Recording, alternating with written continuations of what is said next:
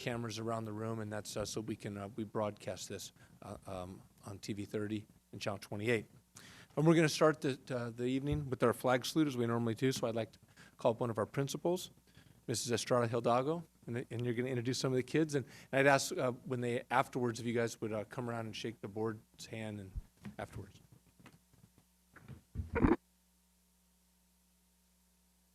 Good evening, Board President Bueno, members of the board, Superintendent Bowers, and Cabinet. My name is Carla Estrada Hidalgo, and I'm the principal of Vineyard Alternative School and Livermore Adult Education. And this evening gives me great pleasure to introduce to you Mrs. Laura Barrett's ESL, English as a Second Language class, and they will lead us in the Pledge of Allegiance.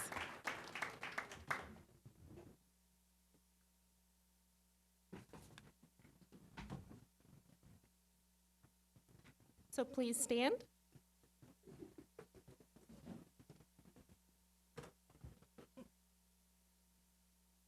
Ready? Begin.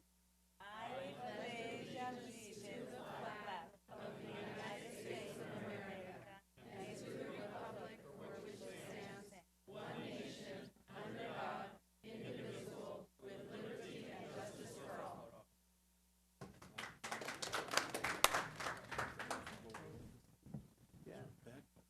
What happened there? You know, if we threw in the green with it, it's perfect. It'd be perfect. Red and black. Nice to see you. Thank you. Thank you. Thank you very much. Hi. Thank you very much. Thank you. Thank you. Hi. Thank you. Thank you very Hello. much. Thank you. Good to see you. Thank you Hi. very Thank much. you. Thank you very much. Thank you. Good to see you, sir. Thank you Hi, thank very you. much. Thank you. Thank you for coming down. Thank you very much. Very much. Thank you. for coming down. Thank you so much. Only 8. Different language. I came to it. Hi. Thank you. Oh.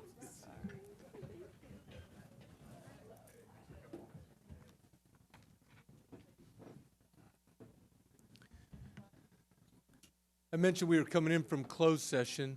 We get around 6, and then we do closed session items.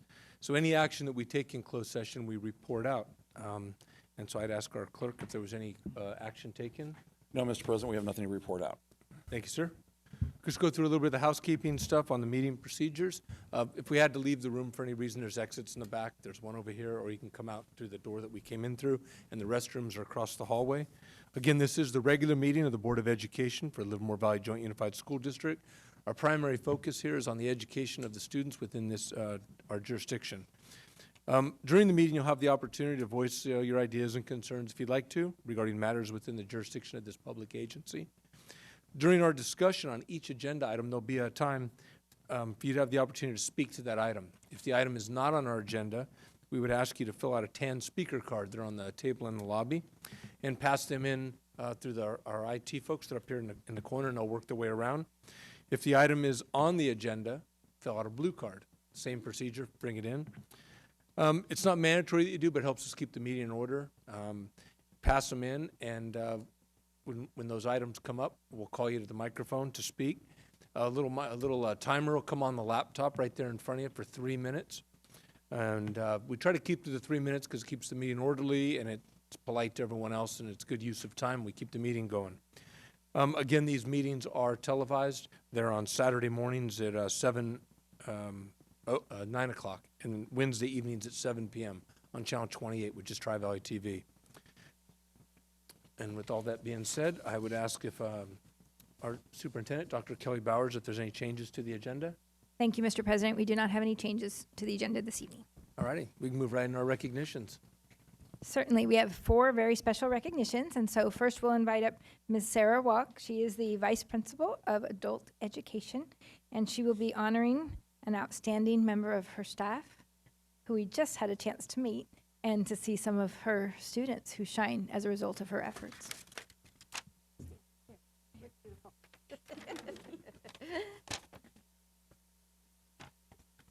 President Bueno, members of the Board of Education, Superintendent Bowers, Cabinet members. My name is Sarah Walk, and I am honored to be the Vice Principal of Vineyard Alternative School and the Adult Education Coordinator for Livermore Adult Education. I'd like to introduce you to Laura Barrett. This is Laura's 4th year in Livermore adult education.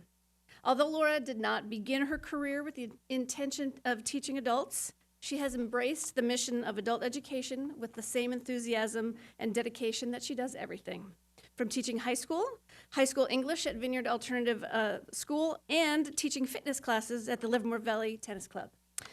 Laura is a courageous teacher. If she feels it will help her students learn, she will try anything. And Laura is a generous teacher. She shares freely with her fellow teachers and serves as an unofficial mentor to those making the transition to adult education. It is my great pleasure to present Laura Barrett for your recognition. Thank you.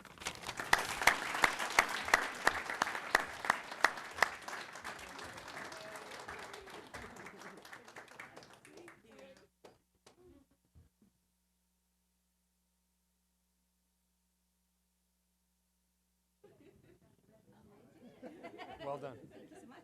Thanks for being courageous. Congratulations.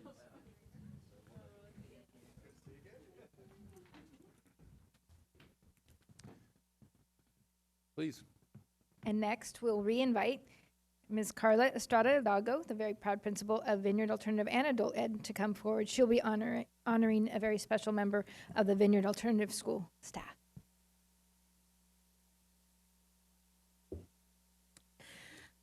So again, good evening, President Bueno, members of the board, Superintendent Bowers, and Cabinet. Again, my name is Carla Estrada Hidalgo, and I'm principal for Vineyard Alternative School, as well as Livermore Adult Education. And I'm here this evening to recognize an outstanding and committed teacher, Mrs. Gretchen Reynolds. Mrs. Reynolds is Vineyard's high school science teacher who brings with her an aura of serenity and patience while instilling active participation in her students. She always tries to find different ways to engage them, from teaching superposition and stratification by making pancakes, to teaching erosion by having students create a simulation of a creek using a water flow table. Mrs. Reynolds tries her best to capture all of her students' attention.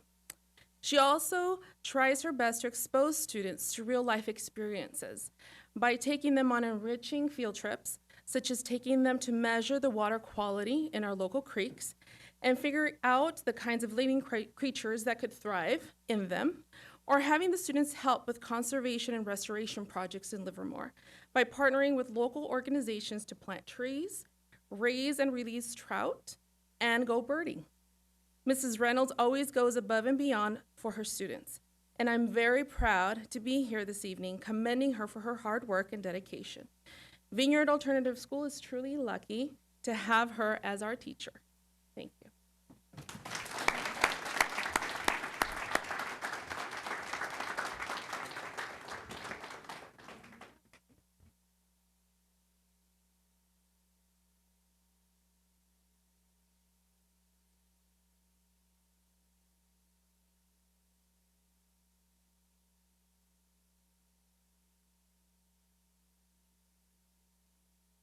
Thanks very much.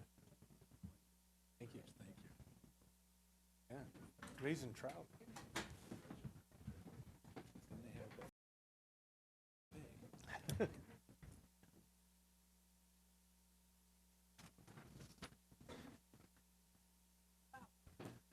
And we're lucky enough to have a third. So for our next recognition, actually the next two, Mrs. Philomena Rambo will do the honors. She's our Director of Community Engagement, but tonight, even more importantly, she's a fellow Rotarian, and she will be honoring and recognizing some very outstanding students for the first recognition, followed by members of Rotarians of Livermore. Thank you, Dr. Bowers. Good evening, President Bueno, members of the board, cabinet, and our community. As Dr. Bowers mentioned, she and I are fellow Rotarians, and we are very proud to be part of this group, and especially proud of the work that they do with our young people. So this evening, I'm pleased to be able to present to you some of our most outstanding young leaders.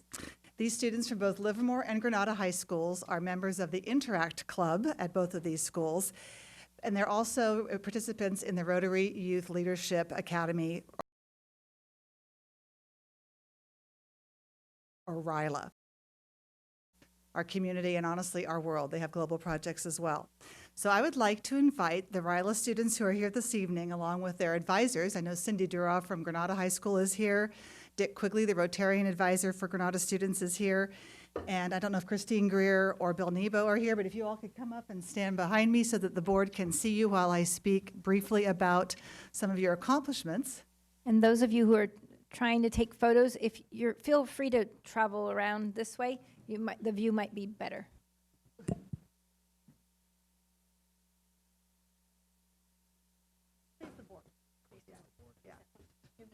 The students will face the board, but then they'll appear on the television screen. Good. Okay, and I'm going to give them a chance to introduce themselves to you before I finish, and they'll go around and say hello. As part of their leadership training, these interactors, as I mentioned, have participated in RILA. For many years now, our 2 Rotary clubs in Livermore raise money to sponsor several students each year to extend their leadership training by participating in this week-long camp in the summer. They learn how to become effective leaders, they learn how to build lasting friendships, and they learn how to apply what they do to their schools. Tonight, we have several students with us who were part of RILA this past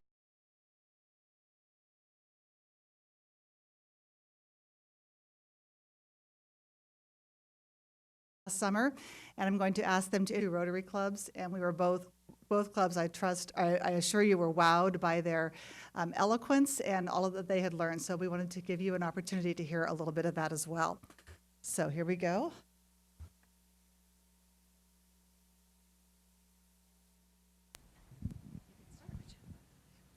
Just introduce yourself. We'll go back this way. Just pass it. Say who you are. Livermore High. Okay, I'm Christine Greer at Livermore High. I facilitate the Interact Club, but they do everything, so I'm going to pass it to them.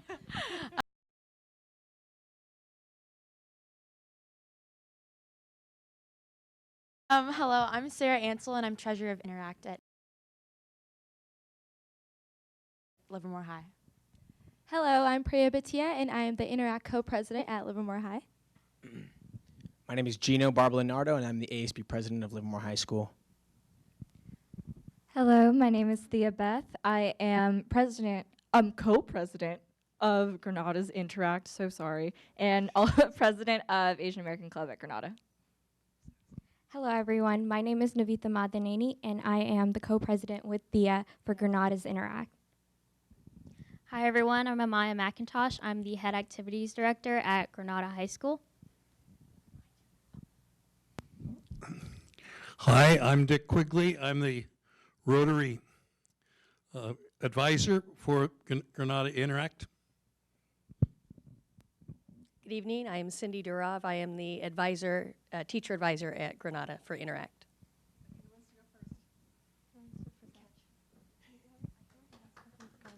Can I go first? Okay. I feel like I'm auditioning like for American Idol. Good evening, members of the board, the cabinet, President Bueno, and Superintendent Kelly Bowers, and community, and my mom. Thank you so much for inviting us tonight to the district board and for honoring our participation at RILA. I speak on I think behalf of everyone here where we are very appreciative of my time at RILA. Oh, I'm getting red, I'm so sorry, I'm actually really nervous. Speaking on behalf of my time at RILA, it was truly a life-changing experience. It's nice to be surrounded by adults who are there not for any beneficial purpose, but they are there because they truly love the kids that go there, and they truly want to instill the lessons that they learned at RILA to the new kids that go there. And I think, you know, I think I'm preaching in the choir, but there is something so special and so different about people who work with kids who genuinely love their job and who genuinely love to be with kids. And to be at RILA is to feel that love and to feel that joy and just to be appreciated for being who you are. It's like a different place. Like, I don't know. I don't want to compare it to like Hogwarts, but it's like out of this world. Like, it's like truly like a different, yeah, I'm so sorry. It's truly like a different dimension and just, you know, we've learned so many things about ourselves.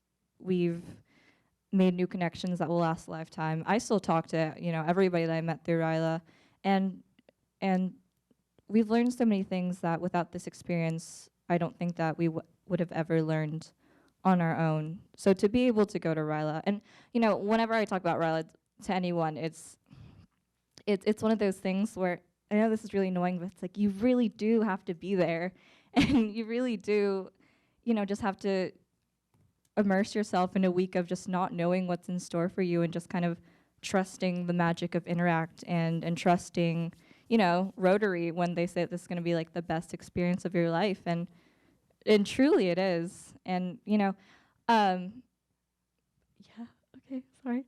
And I've never felt more comfortable anywhere than at Ryla, so it was amazing.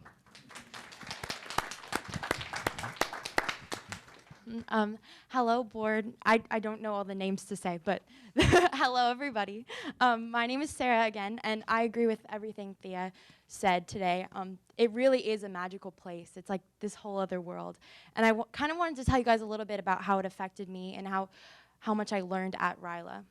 Before I went to Ryla, I was in a really difficult place. I was very hyper-focused on school and on achieving this like unrealistic idea of perfection and who I should be. I devoted all of my time to schoolwork and to service and to helping others, but I didn't focus time on taking care of myself, on getting enough sleep, on making sure that I was okay. And at some point, I wasn't okay anymore. And then I got chosen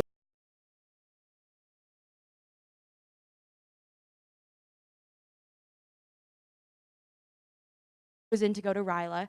And I learned from my cabin group, my family, the counselors there, and all of the people who went with me to see people who I'd once thought were strangers as family. I learned to love others, students from all different backgrounds, unconditionally, and to look for who a person is beyond superficial constructs. At Ryla, I learned to see the light that shines within each person, the beauty, strength, and capability that lies within all of us. I returned to my school and my community as a more confident and ready leader because of Ryla and the people that I met. I believe in myself more than I've ever believed in myself before, and I see the light in myself as well as the light in other people. I have vastly improved my ability to listen to other people and to understand other people. I've been able to have truly meaningful conversations with my peers and to learn about where they come from and how I can make their lives better and our community better and everything better. In my daily life, I realize when I judge people superficially now, and I stop and take time to see the light and value in them instead. When days get hard and I feel discouraged, it is the people that I met at Ryla, the lessons I learned, and the tools that Ryla gave me that help me now know that I can make it through and that I can have a purpose in my life that really means something. I'm very thankful for the privilege to attend Ryla, for the gift that Rotary gave us, and for you recognizing us here today. I think this is a really valuable program, and I really think that all the students that I went with to Ryla deserve to be recognized and we deserve to see their light as well. So thank you for having us here today, and yeah. Go around and shake everybody's hand.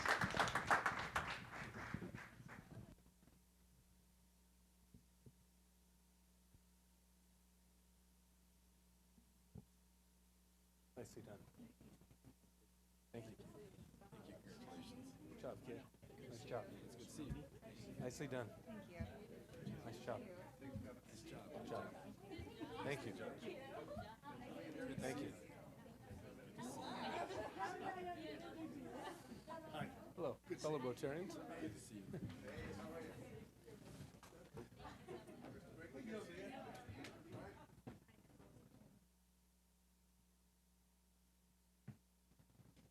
And last but certainly not least, we will honor the Rotarians. Indeed. So they're pretty amazing, as you can see, and of course, it would be remiss if we didn't recognize the adults behind the education of these youth. So this evening, we are able to welcome and recognize the adults in our community who have a tremendous commitment to youth and to education. The Rotary Club of Livermore, the Noon Club, the Rotary Club of Livermore Valley, the Morning Club, the Rotarian Foundation, comprised of members of both clubs, and Rotary's Inner Wheel Club, give generously each year to support students and staff in our district and throughout our community. And I'm just going to take 1 second to say the Inner Wheel Club is a club with which you may be unfamiliar. This group started after World War I. All of these women were doing great deeds while men were off fighting the war, and they decided that they needed to stick together and continue to provide service. And until 1989, Rotary was a men's only organization. So Inner Wheel were primarily the wives of Rotarians or women who wanted to contribute, and I'm very grateful that they are still contributing here in Livermore. So at this time, I would like to invite the Rotarians and Inner Wheel members who are with us to come and stand behind me, and you saw how the kids did it, so you can model, they modeled that. They'll have a chance to introduce themselves as well. They're not going to give you a speech, though.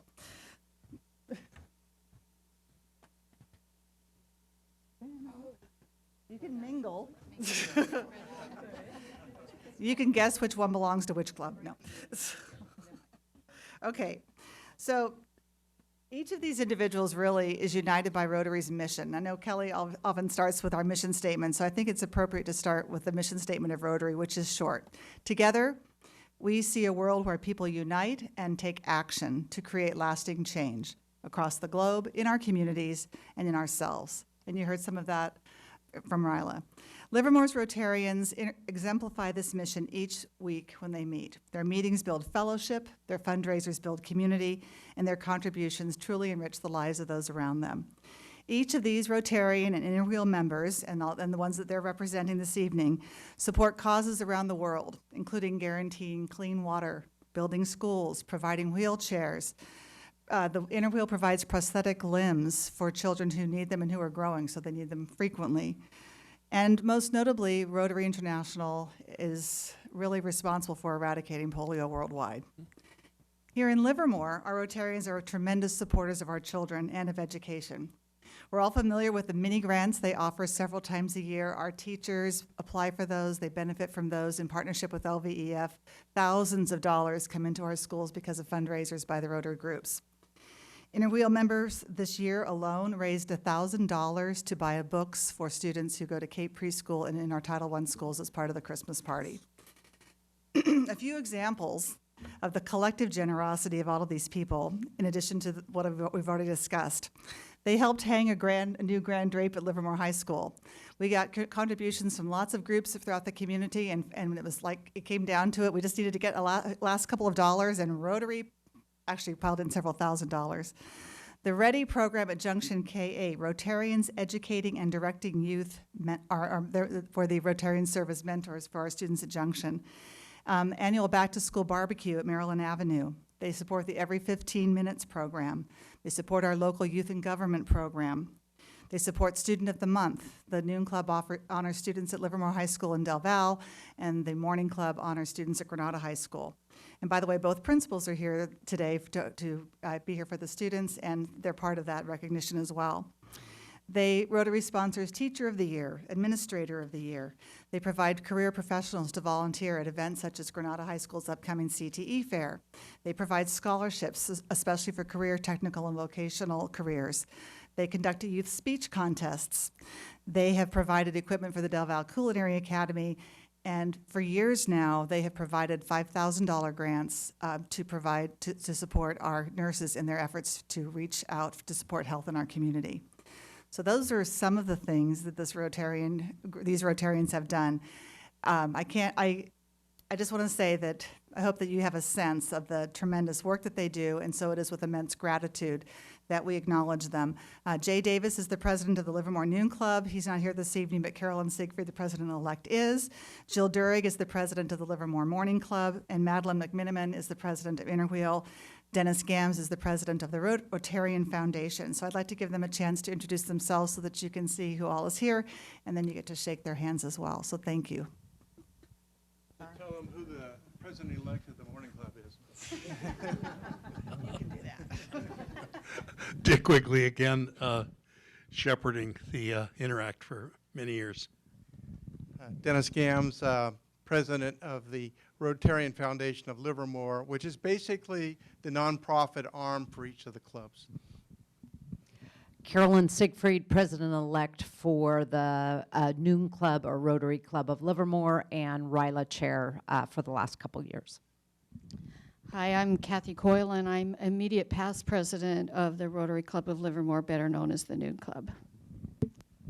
Hi, Jill Durig. I am the current president of the Morning Club, the Livermore Valley Club, and my president-elect is Philomena. Hi, I'm Madeline McMenamin, and I'm president of Inner Wheel here in Livermore.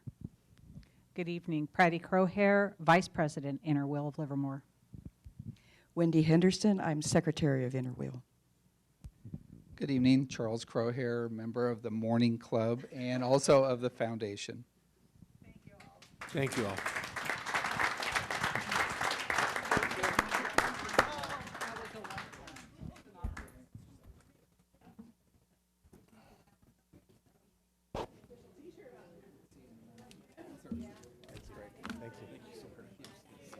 Thank you very much.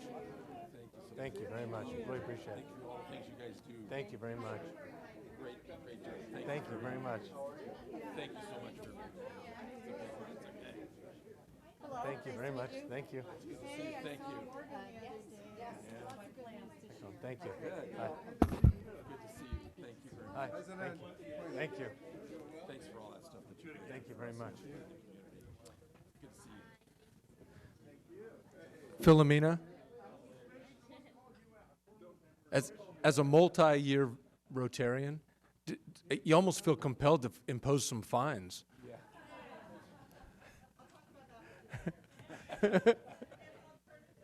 No, what I would like is this to count as a meeting for me.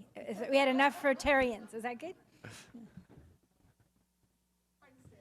Yeah. I had a few extra Rotary pins here.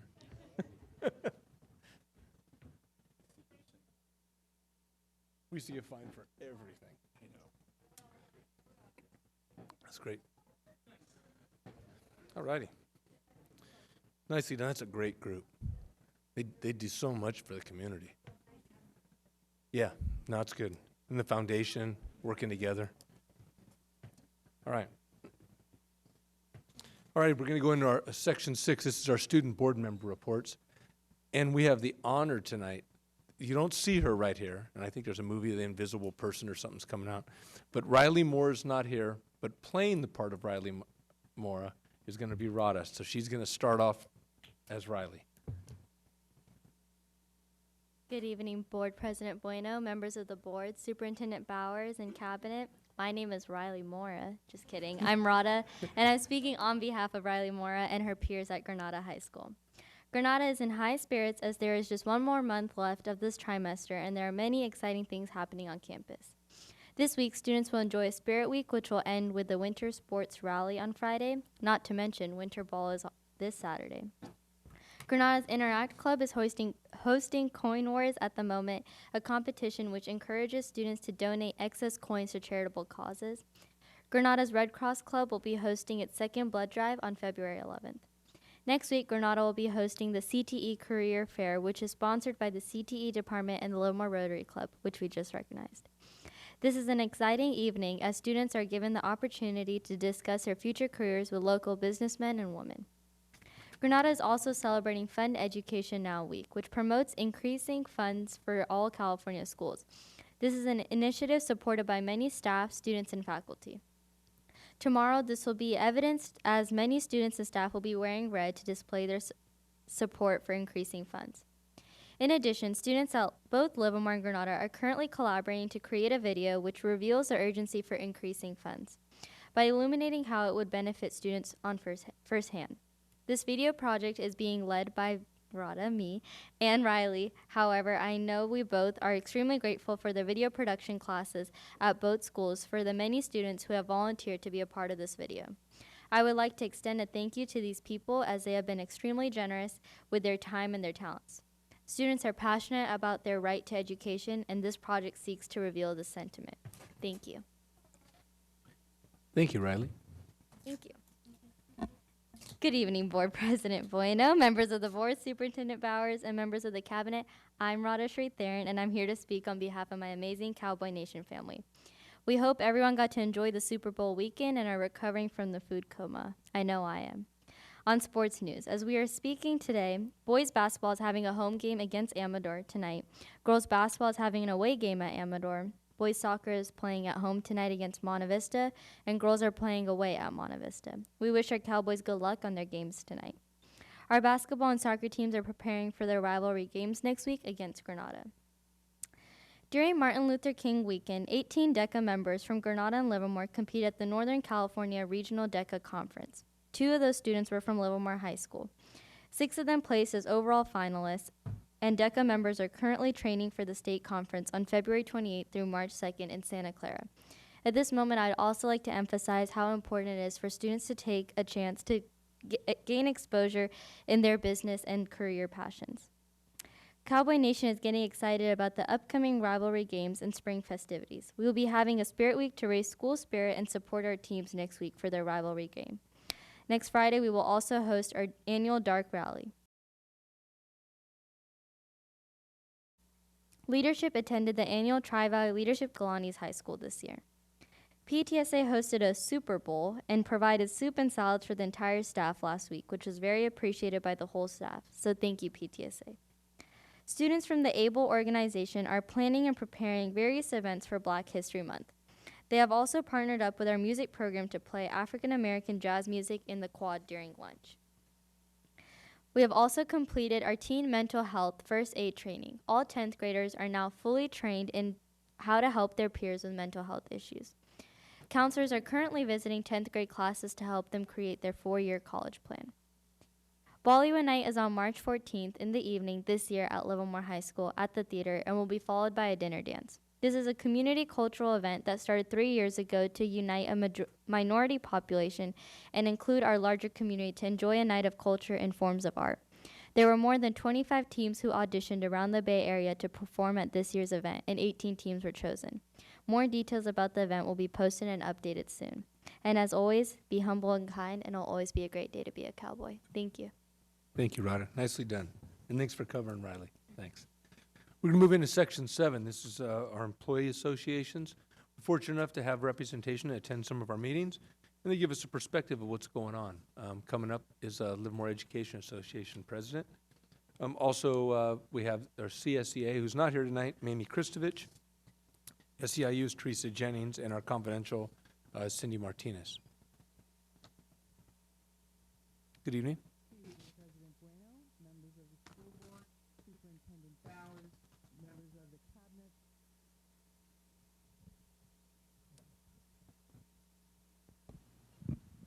Okay, so members of the cabinet, members of the audience here and at home, I am Kate Sorrell. I'm proud to be the president of the Livermore Education Association. So we have lots going on as usual. I'm not going to talk about all of it. CTA's Good Teaching Conference North is this weekend in San Jose.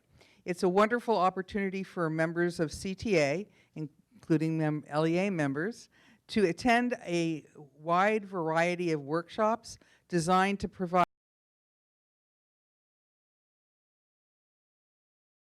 activities and lessons that can be implemented immediately. And whether you have 5 years or 25 years of teaching experience, there's something you can benefit by attending the conference.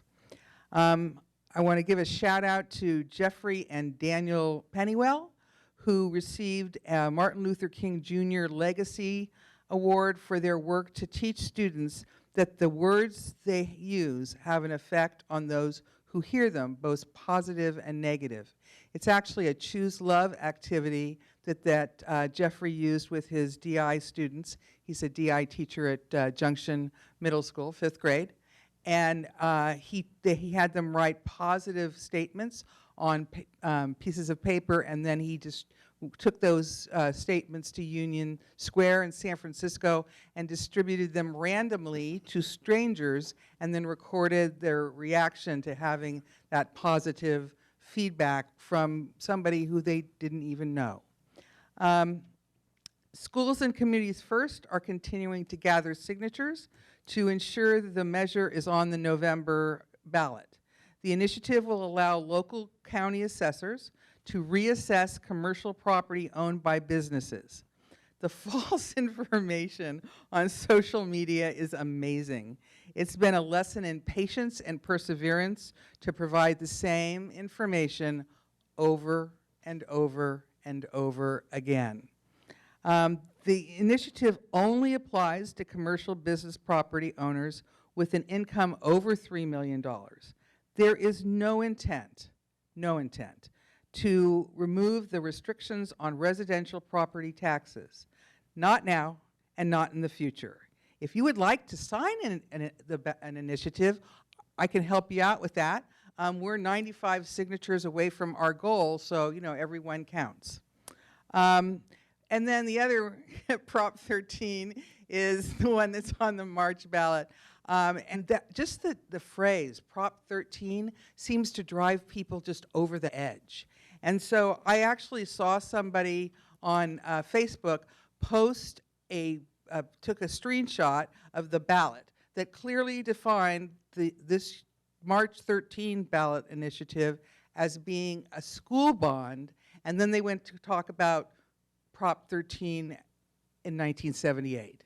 So what we know is that improving school facilities costs millions of dollars. And what Prop 13 will do, it will help small districts have more funds available so that they can improve school facilities. So I'm asking all of you to please vote yes on Prop 13 in March. Thank you very much. Thank you very much. We're going to move into section 8, and this is communication from the public. Communication from the public is a time for our public to comment either in writing or verbally on any item that is not on the agenda. We, the board, may listen to the comment. We may ask staff clarifying questions, but we may not discuss nor take action at this meeting on topics that are not on the agenda, and this is all in accordance with the Brown Act. If anyone would like to address a topic that is not on this evening's agenda, now would be the time to do so. I have no tan cards, so we are going to move into section 8B, which is correspondence. Formal written correspondence to the Board of Education shall be acknowledged by the board if received in the superintendent's office by 1600 hours the day before the meeting. Formal written correspondence received after the cutoff time will be acknowledged at the next following meeting. Electronic communication received via the Livermore Valley Joint Unified School District website by accessing the formal written correspondence to the Board of Education link with all fields completed and verified shall be treated as formal written correspondence. And with all that being said, I'd ask our clerk, Mr. Rogie, if there's any correspondence, and if so, if you'd please summarize. Yes, Mr. President, we have one item. Betty T. Yee, California State Controller, formal board correspondence received via U.S. mail to the Board of Education, and the subject being the Academic Performance Index mandate redetermination 18 MR-01.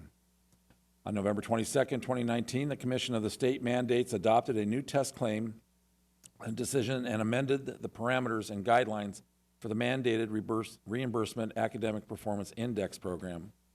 The approval of Chapter 47 statutes of 2013 repealed the Education Code Section 52056C and eliminated the state's liability for this program effective July 1, 2017. Mandated reimbursement claims for administrating this program will be no longer accepted. And with that, that's the end of the... Thank you, sir. We're going to move into section 9, which is our discussion items. And I'd ask Dr. Bowers if you'd introduce our first item. Thank you, Mr. President. I see Dr. Kevin Greer eagerly coming forward.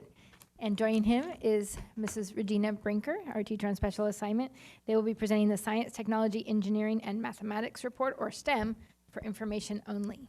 And we have a special video feature as well. That's the easiest one. Pass this on, sorry.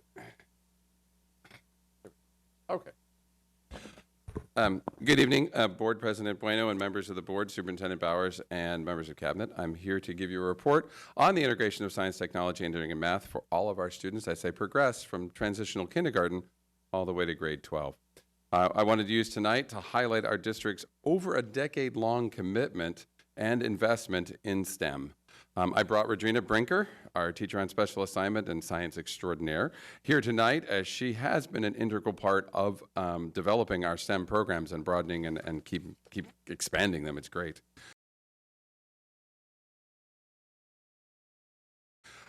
He's using themes in science, that's Sprouts, for transitional K. And then K-5 students learn from grade level design and modeling challenges that they get introduced to at their various grades. Now, all of our K-5 sites include a maker space where kids are able to create, design, and investigate. And all students do participate in the National Hour of Code. This year, we were fortunate to have 100% school participation in the Hour of Code. Hour of Code is an opportunity for students to see the accessibility of coding and see how fun it is when they design and create. At the earliest grade levels, students begin to realize that certain input specifies certain output, building a computational thinking base that they will kind of expand on as they get older. And we all know that coding is an extremely lucrative field right now as they get out into the real world. Upon entering middle school, our students continue to receive specific STEM instruction. Students focus on identifying problems or using modeling and prototyping to research a solution. Students learn additional coding and programming. In addition, students actually now start to begin in the middle school years to explore careers that would be in STEM-related fields. These are great pictures from Project Lead the Way at Mitchell. This year, Joe Mitchell received a $5,000 grant to train their TK and K classroom teachers to become Project Lead the Way certified teachers, making Mitchell a TK through 8th grade launch school. These 4 teachers are now certified and are integrating Project Lead the Way into their IB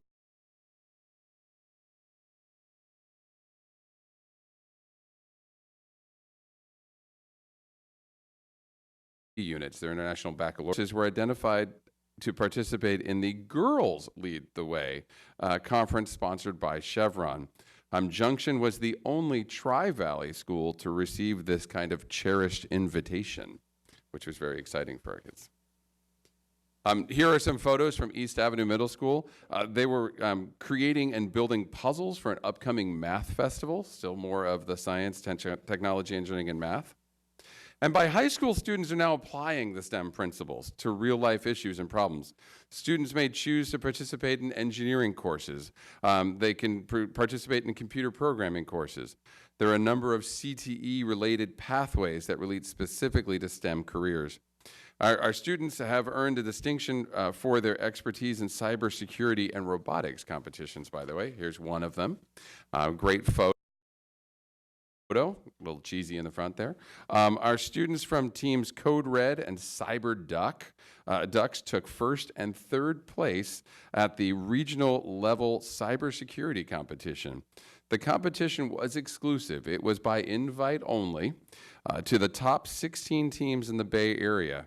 To qualify, the students have been working since the start of school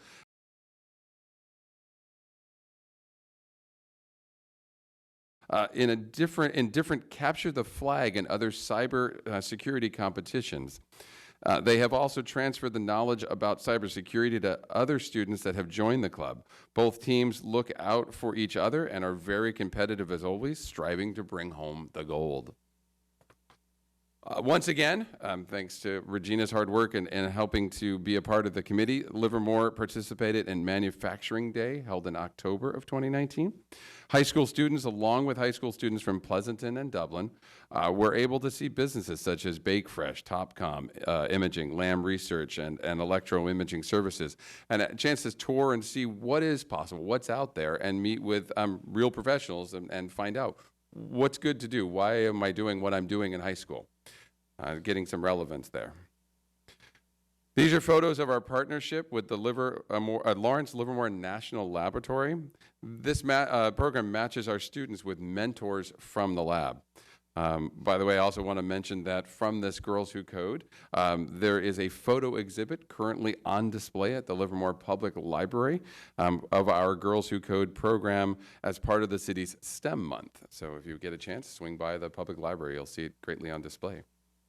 And these are some of the competitions and meets that the kids will participate in as related to STEM. So after several years of receiving STEM instruction through our grade levels, our students are able to demonstrate their skills at local, state, national levels. So these are just a few of the various ones that we've seen. So Project Lead the Way. Now nearly 10 years into the Project Lead the Way journey, so if you can remember the very beginning in 2009 when Livermore High School established the Green Engineering Academy, that was kind of our first feed into the STEM era. Now 10 years later, we have established a robust K-12 pathway for Project Lead the Way. If you notice, it begins with the Project Lead the Way launch program, which is more of an elementary one, and you can see where it is now. Altamont, Creek, Jackson, Joe Mitchell have one in Junction as well. Lawrence and Smith Elementary both applied this spring or this winter for a fall application to become fall schools of Project Lead the Way. So we're looking forward to seeing that they get their programs up and off the ground. And then Project Lead the Way Gateway, which is the middle school program, is at all of our middle schools. So every middle school has the Gateway program. And then when they progress into high school, they'll have Project Lead the Way Engineering. Livermore has the Green Engineer Academy. Granada High School has engineering. And then computer science as well is another Project Lead the Way opportunity for high school students. I hope that you all got your invites and you're all ready to go check out Thursday, right? Junction.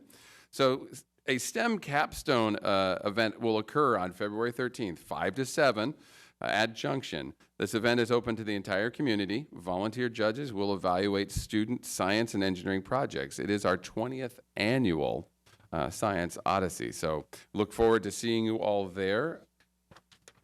And then in the future, we want to develop STEM opportunities for our students and further deepen the integration of arts into STEM, making it a STEAM program and a central component of a kid's journey from K through 12, now TK through 12, in Livermore. Wanted to give you, as we close the presentation, we want to leave you with this short video created by our very own community engagement team, which emphasizes the importance of why our district feels it's crucial to have a comprehensive STEM program. So let me see if I can grab that.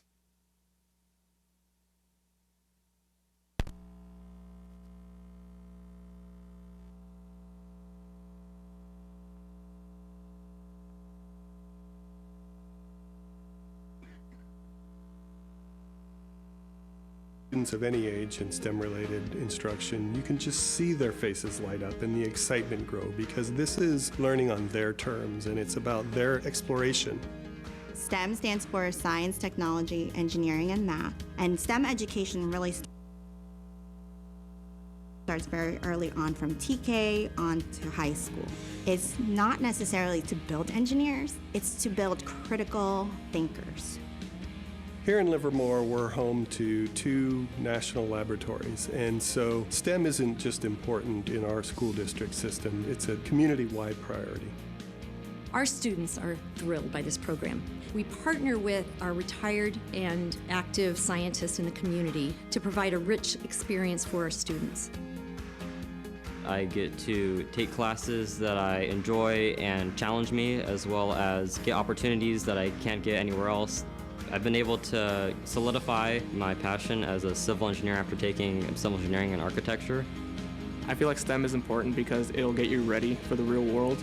STEM has given me the opportunity to work at the Lawrence Livermore National Laboratory and help me understand my passion for materials engineering. Because of STEM at Livermore, students have the opportunity to gain a relevant and engaging curriculum that prepares them for the diverse opportunities and challenges of the world ahead of them. We want students to love learning, and our students get really excited when they see the relevance of what they're learning to something that they experience outside of the classroom, and that's what STEM brings.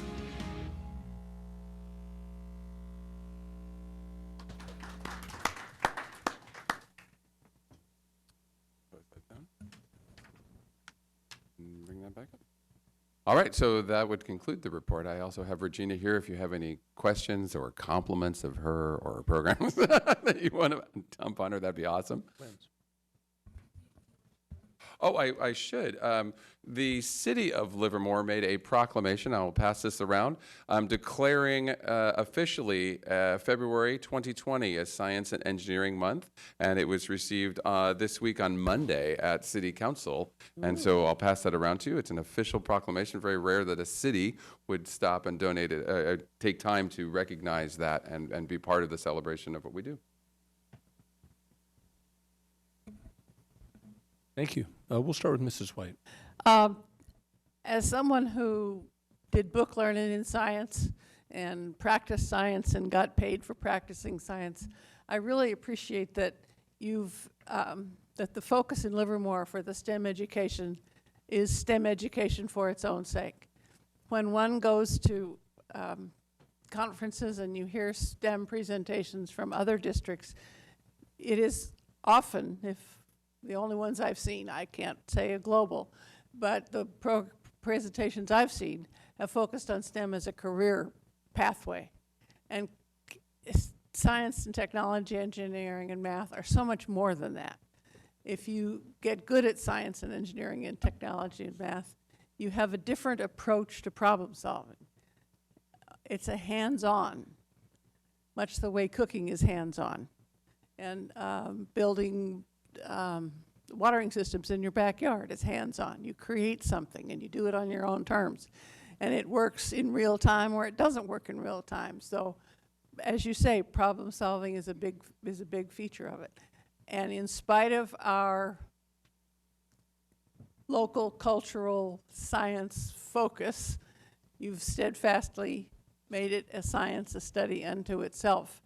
And I still remember an essay that I read by Leon Cooper many years ago. He's a Nobel Prize winner in low temperature physics. And he writes that, why does one do anything? Because it's fun, because you enjoy doing it, because it all fits together nicely.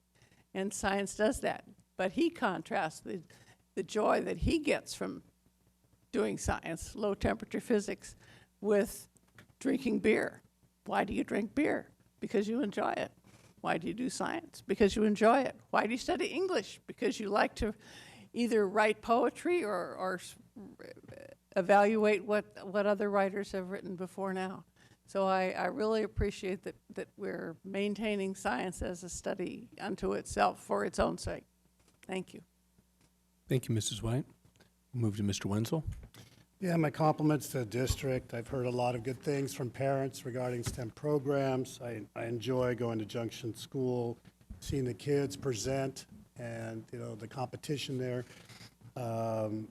My question is that in looking at the different programs we have, are we staying ahead of it? Are there times where, you know, are we anticipating, is robotics going to be that program that we need to pay more attention to, or is it pretty much balanced in each one of these programs? And what can we do to make sure we stay ahead of this, to make sure that everybody's being covered? I can tell you that we do constantly try to study what's up there, especially through CTE. We're all the time looking to see what is industry, what are they seeing as next future steps or future needs, and where are the gaps, right? And then we're all the time, I know with Regina's study, she'll be keeping in contact with other Project Lead the Way sites and districts, communities of what's out there, what are they pushing, where are they going? So kind of in a partnership that really keeps us on the edge of it, and then seeking out grants and what have you.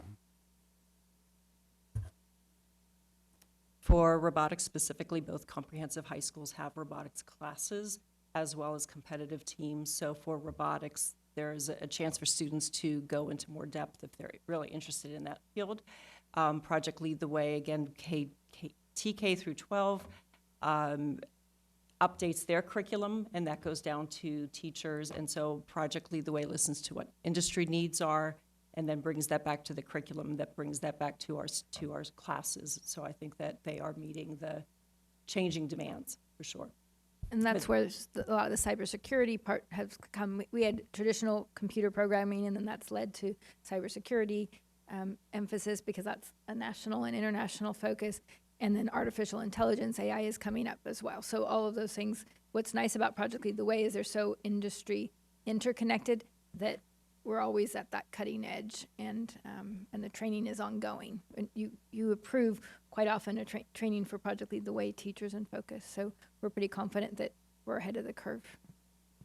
Thank you. Thank you, Mr. Wenzel. Move to Mr. Rogie. In the 12 years I've been on the board, watching our STEM accelerate and be more cohesive through the schools. I remember when Croce got some of the robotic kits, and that was pretty innovative at the time, and now I think it's just more of a generic thing as a basis for them to move on, even into the high school. And I've talked to a lot of the students who are in robotics and in some of the sciences and how stoked they really are about things. And I want to thank you, Mrs. Brinker, because I've been kind of following your career here in Livermore and watching you develop these things inside the students, and even with my own daughter when you did the balloon thing, gosh, that was 7, 8 years ago. But it really has blossomed well, and we're getting better at it, and I'm glad to see we're having more programs with the labs. We should be so integrated with the labs, it's not even funny to me, but I know we're getting there. And as to Mrs. White's thing about beer drinking and low temperature physics, they're kind of a research thing. I think so. So, thank you. They're both fun. Mr. Rogie, thank you for your kind comments, and it's been a pleasure to work with those programs and your support over the years. Thank you. Thank you, Mr. Rogie. It was mentioned, but just so it doesn't go past people, if people are watching this, to please attend the Science Odyssey. There's some really remarkable stuff. This is not the stuff that any of us as adults, well, maybe a couple, Mrs. Brinker excluded from it, but most people didn't do the type of things that these kids are doing. I mean, they've got coding projects and little switches that'll work on Mars, and I mean, just it's some crazy stuff, and it's very innovative, and it goes to critical thinking. It's a really cool thing, and it's very, very surprising when you see what comes out of a 4th grader or a 5th grader. It's pretty remarkable. And I want to thank the partnerships and all the support that we get from Lawrence Livermore National Laboratory and Sandia, between the Brain Trust and their overall foundational support. It's remarkable. It gives our kids opportunities that are unique. And Ms. Brinker and all the teachers that go to it. I mean, you're front and center, but there's a lot of teachers that go to help this effort. I mean, there's a big focus on mathematics in the district right now. STEM is not all we do, and so it's one of the things we do, and it's a very big effort, and it's supported by the community. People remember back in 2014 there was a Measure G that pushed to support STEM. It was one of the #1 priorities in this community, and the district responded appropriately and overwhelmingly. And you look at some of the accomplishments that these kids have coming out of these programs, and it's because of the support from Measure G, where we're getting a few $1,000,000 a year. And that's what the parcel tax is. So people are looking at it. It's a very moderate parcel tax. I think it was $138 a parcel. And that raises about $4 million a year, and that keeps us with the low class sizes, small class size for some of them kids in grammar school. And it supports STEM. And so there's a direct correlation to the benefit of our children coming from the support of our community. So thank you very much. Really appreciate it. Great, nice job.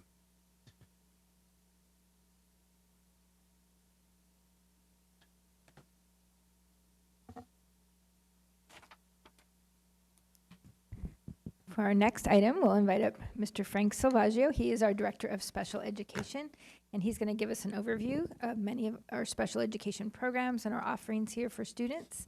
And this is for information only.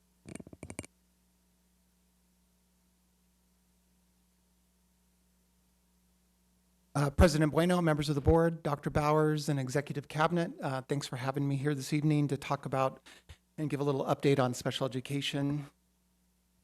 I wanted to start by a short little quote that says, if a child cannot learn the way we teach, maybe we should teach the way they learn. And it's a reminder to me about what special education is all about, which is us finding a way to reach students that have differences and providing environments for which they can succeed. And when I look at special education, when the law originally passed in 1975, the whole vision of it was, if you remember, for those that remember back in 1975, we were segregating a lot of kids out of schools, and it came to a point that, fortunately, the legislature said this is not right, and eventually the president signed saying we've got to get these kids back in our schools and in the classroom with their peers. And so we've been moving forward to try to make this happen since then, which is the next slide, which is the Individuals with Disabilities Act, is a federal law that requires school districts to provide a free and appropriate public education to all eligible children with disabilities. A couple of important facts I think that are important for us to know, and Livermore is included in this. Districts are required to serve students with disabilities from ages 3 to age 22. Students with disabilities are required to receive their education in the least restrictive environment, and the law always was meant to be least restrictive environment was with peers in general education. That was always the intent. And then just for facts for us, we currently have about 2,166 students with disabilities in our school district. I wanted to talk a little bit about programming that we do, because we do a lot of programming in the school district. And I want to start with co-teaching. I'm always excited to talk about co-teaching because we know the results that we're getting from our co-teaching classes are showing very positive results, and we remain excited and we're going to see the same thing, I know, again this year. We also have resource classes. Resource classes can be two ways. One is students, the resource teacher will come into the general ed classroom, and other times students will be pulled out for resource time in a resource classroom. We have the integrated learning program. What this is these are primarily students with autism that are integrated into general education, and they're provided support in those general education environments. And then we have a number of special day classes that I wanted to quickly mention to you. The first is mild moderate classes. The students are spending a majority of their time in a mild moderate classroom, but they still spend a significant time in general education. So we try to, even though the majority of their time is in these areas, they do go out to general education as well. Usually students are about 2 to 3 grade levels below students in regular ed classrooms. Counseling and enrich programs, these are really geared for students that have mental health needs, and we try to develop programming to help meet those needs.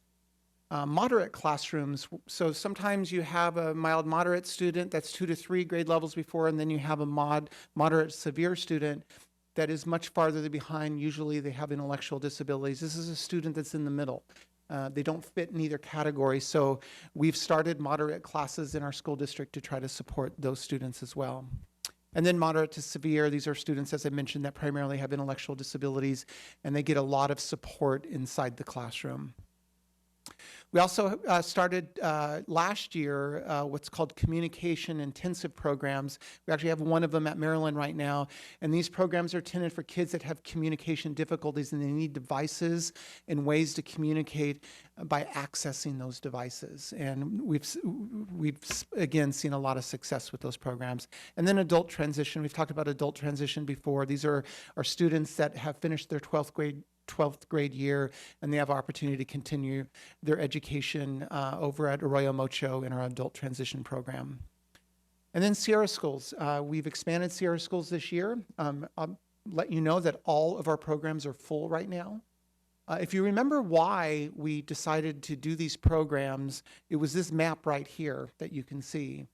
And this map shows us that any non-public school is far outside the Livermore area, and these kids have to get on transportation and travel long distances.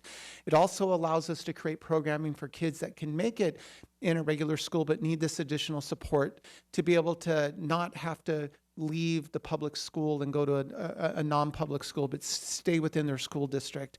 And so we've been very happy about how those programs are going. Special education takes a village, and we have a lot of related services. You can read them. I don't need to read them for you, that come in and support all of our students in special education. And as you know, we're part of the Tri-Valley Special Education Plan area, and Livermore also is joined by Pleasanton, Dublin, Sunol Glen, and Mountain House.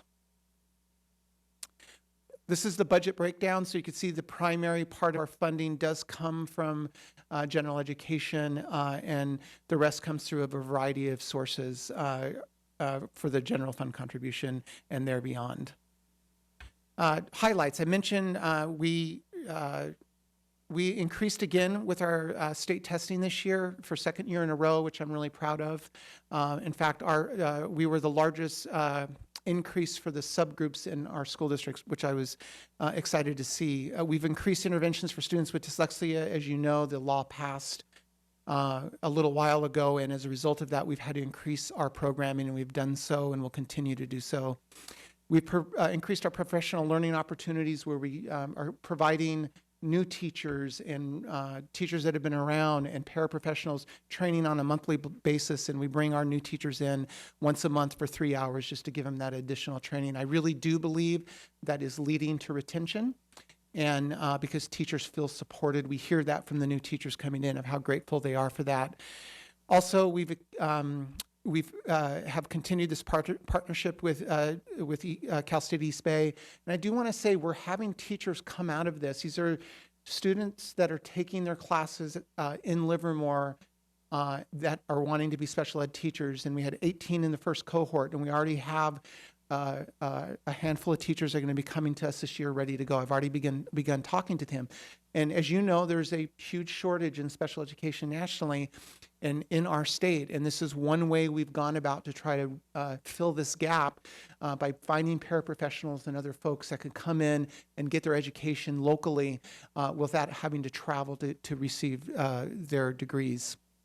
We've expanded co-teaching to middle school. We've increased over at East Avenue, which I'm really happy about. And we've also increased programming for students with mental health needs, bringing in some other clinicians to provide support. And I think first to Dr. Bowers, but for those of you that showed up for the Special Olympics in Grenada, Dr. Bowers said we need to make this special for them. And so we went out of our way to make it a great display of how much we wanted them to be there. And of those of you that were there, we had balloons, we had a lot of pomp and circumstance. And so hopefully we accomplished what you told me to go out and do. I think we did a reasonable job doing that. Whoops. I wanted to finish with this quote. As you know, Albert Einstein, many believed, had dyslexia. And he said, everybody's a genius, but if you judge a fish by its ability to climb a tree, it will live its whole life believing that it's stupid. And I think it's a great reminder. We don't want kids to feel they're stupid. We've got to find a way to reach them. And this is the whole intent of special education, that we go out of our way to find how to reach that student, no matter what their disability is, to help them find success. And that's all I have. Thank you very much. We'll start with Mr. Rogie. Well, it's not that all that you've got. That was a lot. So, couple questions. You might have answered it indirectly, but why is there no non-public schools in our area? I mean, is it a financial? Is it distance? Yeah, I think mainly it has been what non-public schools do is they seek out school districts to see who would be interested in wanting to work with us. And we just haven't had a lot of traction with the other school districts, honestly. There's where we've been very open of saying there's this need there. The idea of them being welcomed in and saying we'll partner with you to make this happen hasn't been there. So they've mainly happened in our surrounding, in districts outside of our area. There is one right now that is interested in coming in. They're looking at seeing if they can't start something, but we'll just have to see how that goes. Yeah, that's the reason. It's quite visually a desert for all the way to almost to Stockton. I mean, it's unfortunate. And the cost of transportation, by the way, for every one of these students is enormous. Yeah. On the funding, I've noticed on your sheet, your matrix, that it looks like about 67% of the funding comes from our general fund. The federal law, the IDEA law, I guess what I'm really asking is, we're underfunded. And what can we do?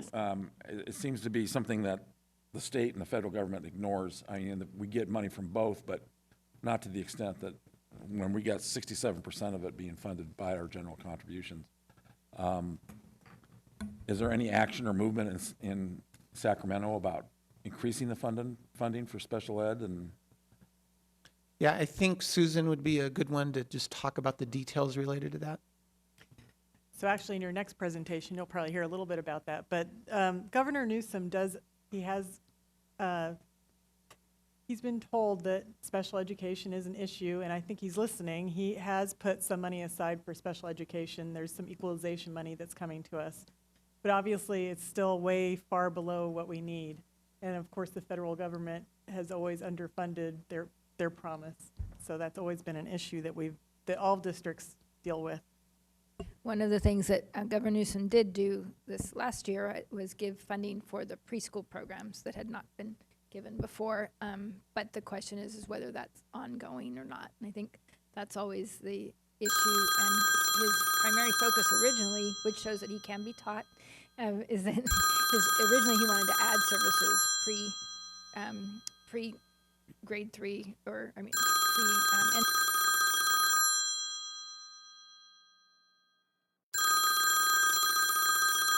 into the regular school system, and then post. And during this period of time from his January budget through May is still the opportune time to continue to educate and inform him and the legislature about the importance of the underfunding, because it isn't a Livermore unique issue. It's statewide.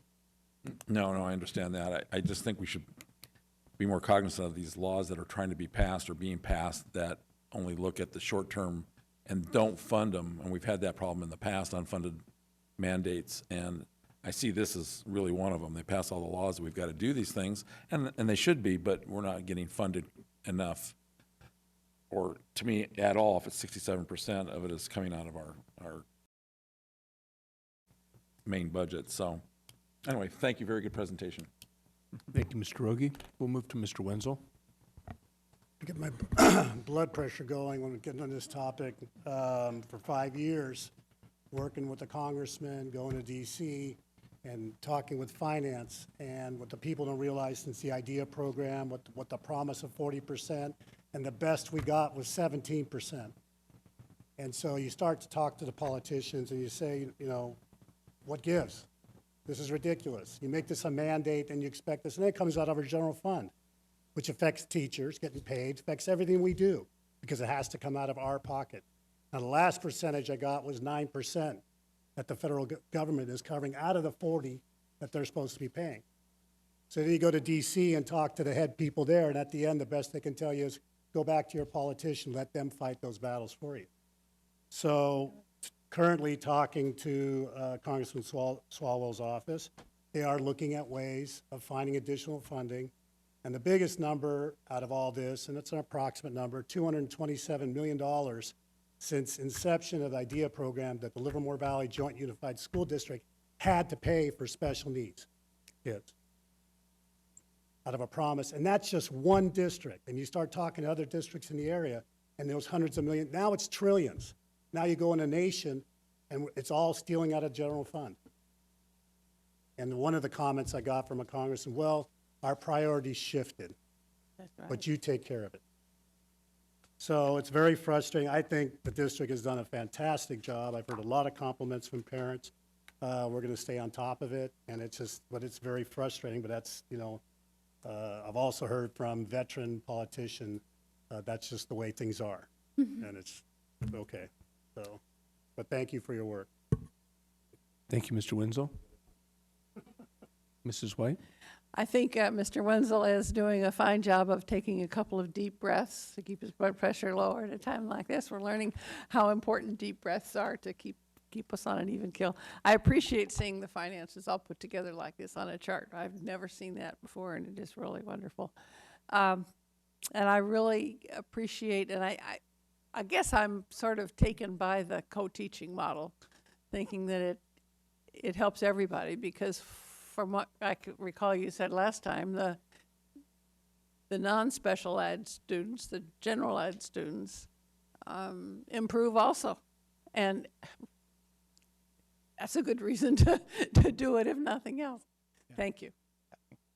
Thank you, Mrs. White. This is one of those things that Mr. Wenzel talked about his blood pressure going up. fortunately, I don't have any blood pressure problems, but this one here will get you riled up. And it's one of the first things he and I first talked about when we got on this board. And it's one of those things that's just an inequity. Is it still around $4,000, the difference, that gap in the ADA versus the actual cost on average, something around that? And, you know, I've talked with Congressman Swalwell. Unfortunately, he doesn't run the printing press. The party does.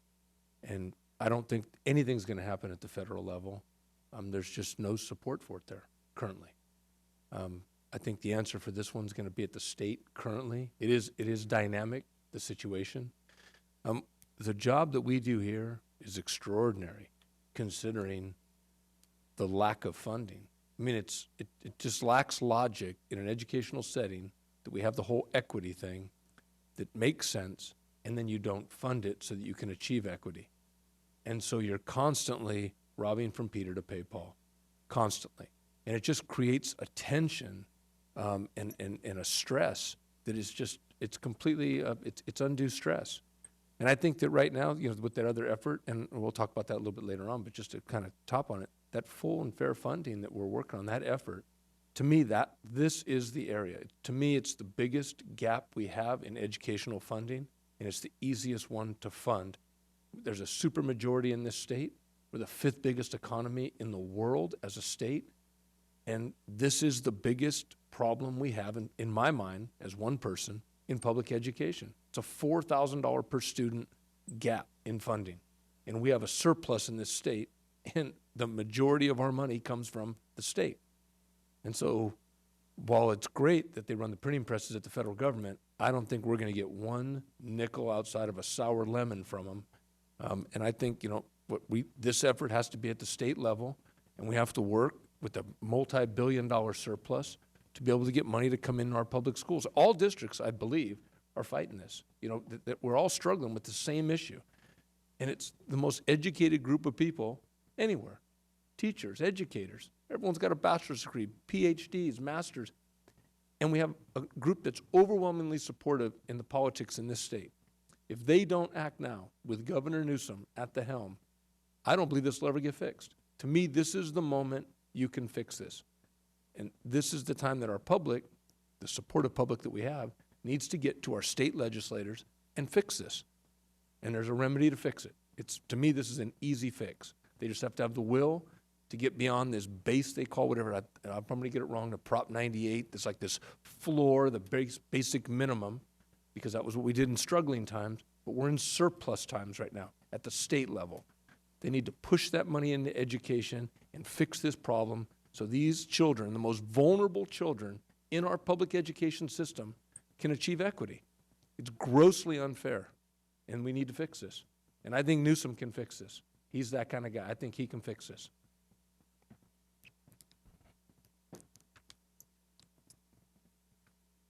Anything else? Thank you, Mr. Salvaggio. So we'll still stay on the budget topic, though, because we have Ms. Teresa Fisk is coming forward. She's our Director of Fiscal Services, and she's going to go into a little more detail about the governor's proposed budget. And again, this is the proposal from January, and it still could be modified. Maybe we'll send them clips from our board meeting. Turn it on. Good evening, Board President Bueno, members of the board, Superintendent Bowers, and Cabinet. Tonight, I'm here to present information on the governor's proposed 2020-2021 state budget. Currently, the outlook on the governor's state budget for the state of California is extremely positive. On January 16th, district administration, board members, and union leadership all attended the School Services of California budget workshop to hear the governor's budget proposal. What we heard was that Governor Newsom is starting his second year with historically low unemployment rates, a very optimistic economic forecast, and record reserve levels. We also heard, in addition, that California continues to break unemployment records and is projecting significant growth in corporation taxes. Unfortunately, the education budget proposal wasn't quite as positive. The governor appears to be focusing heavily on climate change, healthcare costs, and the homelessness crisis within the state of California. However, the budget proposal does include $3.4 billion in new revenue to public education. What this breaks down to is a COLA, a cost of living adjustment of 2.29%. However, that is unfortunately a decrease from what the state projected when they adopted their 2019-2020 state budget. That results in an overall reduction of the COLA of a 0.71%, resulting in a projected decrease of revenue of approximately $860,000 from what was presented to the board at first interim. There is also no unrestricted one-time funds included in the budget proposal and no additional funds toward CalSTRS or CalPERS. I'm guessing you would like some good news now, and I do have a tiny bit of that for you. So back on the special education funding topic, the governor does believe that special education is a crisis in the state of California and has put funds towards that. He currently is proposing $900 million of ongoing funding to address the special ed situation in the state. The main focus of this will be to increase base rates, so basically equalizing those rates across the state. Many SELPAs are funded at different levels, so this would bring most SELPAs up to the same level, except keeping those at the highest levels at a hold harmless level. This is an estimated increase for the Livermore School District of $1.3 million. We will watch this significantly as the budget moves through the state and keep an eye on that number. The other portion of the special education funding is related to preschool, and this is what Dr. Bauer spoke to earlier. So the governor is proposing a one-time funding for preschool in the 2020-21 budget. This is estimated at a per pupil rate of $4,570 based on our preschool enrollment. So that is projected to bring in $621,520 to Livermore in revenue. The current proposal, as it's presented at the state right now, is that this would actually require increased or improved services. This is extremely concerning to us. As Dr. Bowers pointed out, special education expenditures have a maintenance of effort requirement. So if the state is to offer us a one-time funding source requiring us to put in place new ongoing expenditures, the district would have a shortfall in the outcoming year. So we're hoping this is something that is revisited before the budget is finalized in June. In the previous year, in 2019-20, the governor started off his proposal in the same manner. He proposed it as one-time funding that would have strings attached. By the time the budget was approved in June, those strings had been removed. The funding came in as $1.2 million required to be spent on preschool activities. However, it was not required to increase or improve services. This worked extremely well for our district because we were already offering an extremely robust preschool program. We were funding it regardless of whether or not the state was giving us funds to do so. Some other new potential programs the governor's proposing to fund is $900 million set aside to address the California educator shortage. So this would be one-time funding used to fund programs such as professional development for certificated and classified staff, recruitment and retention, as well as preparation practices. At this time, they haven't given us any formulas on how that funding will be distributed, just the overall dollar amount. So we'll continue to look for any formulas or any way of projecting what Livermore's share of that could be. We continue to budget for the rising state pension costs. However, the good news in this is that the rates have not risen since we presented the first interim report to the board. So the multi-year projection does already include these increases at this time. The next steps we will take in the business office, we will now update our budget assumptions. We will do that based on the information provided to us at the governor's budget proposal. We will also take the direction given to us by the board at the board budget workshop held in January. We will prepare our second interim report using those updated assumptions. We will start planning for our 2020-2021 local control accountability plan, and we will attend the governor's May revised workshop presented by School Services of California, obviously in May. With that, I'm happy to answer any questions on the governor's proposed 2020-21 state budget. Thank you very much. We'll start with Mr. Rogie.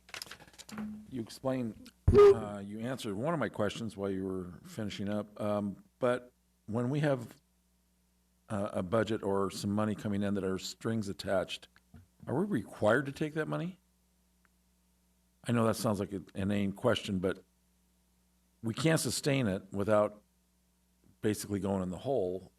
Can we refuse those funds just on the basis of not being able to maintain those programs. I'm not exactly sure how that funding model will work. The way our federal programs work is that we're allocated a certain amount of funding, and then we file expenditure reports to claim a reimbursement of those funds. So in those models, if we didn't spend any of the funds, we wouldn't file for reimbursement. So in that manner, no, we wouldn't be required to accept the grant. Because these are state funds that come in through our SELPA, it's funded, it would be pushed through the SELPA model. I'm not exactly sure. Something we can look into and get back to you with that information. Thank you. And then on the educator shortage, the 900 million one-time funding, will that be a restricted fund potentially? The way they spoke about it at the school services workshop was that a lot of these would probably come out as grants, restricted categorical programs, and they're talking about whether or not they'd be competitive, where you have to apply, or whether or not it'd be distributed based on statewide ADA, which is average daily attendance. So we're kind of edging back into restricted funds that we were at years ago before our other funding. So kind of expected that, but thank you. Good report. Thank you, Mr. Rogie. Mrs. White? Thank you for the concise summary of lots that we heard in pages and pages. It occurs to me that this is the time to go to talk to our legislators, let them know how we feel. CSBA is sponsoring a legislative day in Sacramento, March 17th, I think, maybe. It's time for all the legislators to be impacted by our presence. I hope you will come with us and we'll go. Thank you, Mrs. White. And just to reiterate, I think that this is a time to go. And so some folks that are watching, 'cause sometimes if you don't do anything in politics, maybe you're involved in one thing or the other. This one is political, but it's not like we're trying to convince anyone. This is simply information. And when you talk, the two reps that we have here, it's Rebecca Bauer-Kayon and Steve Glazier. That's our state assembly person and our state senator. And those are our two reps. It's just simple as giving them a phone call. Right now it's the full funding, the fair funding. We're going to talk about that later on. But it's one of those things that it's simply information, and it's just letting them know where we're short, and it's just a prioritization at the state level to see if we can get, and rightfully so, to be able to fund these things for kids. And it's not an argument. So people, and there's a lot of things that are contentious in politics. I don't think this one's contentious. It's simply an information thing, letting them know that we need to increase the amount of funds, the ADA, for kids in California. Thanks, really appreciate it. Thanks for the good news. All right, we're going to move into our action items. Thank you, Mr. President. Mr. Scott Vernoy is coming forward, and he actually has the next 3 items. They're all board policies. In reverse order, we'll come to one that has a 3rd reading, and then a 2nd reading, and then a 1st reading. Mr. Vernoy. And in other good news, Granada just beat Monte Vista. Oops. Good evening, President Bueno, Superintendent Bowers, members of the board and cabinet. Tonight, as Mrs. Bowers has laid out before you, I will bring you 3 policies. First one up tonight is our student dress code for a 3rd reading. Here is the timeline that we have followed. You notice the lapse between the 2nd and the 3rd posting. That was to gather more information and input for our policy that we bring to you tonight. It's a revision of an existing board policy and administrative regulation. The policy is updated to prohibit discriminatory enforcement of the dress code, including but not limited to discrimination based on gender identity, gender expression, or religious or cultural observance. Here are a few significant modifications that are included. The dress code shall not be enforced in a manner that discriminates against a particular viewpoint or results in a disproportionate application of the dress code based on the student's gender, sexual orientation, race, ethnicity, religion, household income, or body type or size. When practical, students shall not be directed to correct dress code violations during instructional time or in front of other students. And the dress code shall be modified as appropriate to accommodate a student's religious or cultural observance, health condition, or other circumstances deemed necessary by the principal or designee. Tonight, I bring to you our third reading of Board Policy Administrative Regulations from Series 5000. I'd be glad to answer any questions at this time. Thank you, Mr. Benoit. We'll start with Mr. Rogie.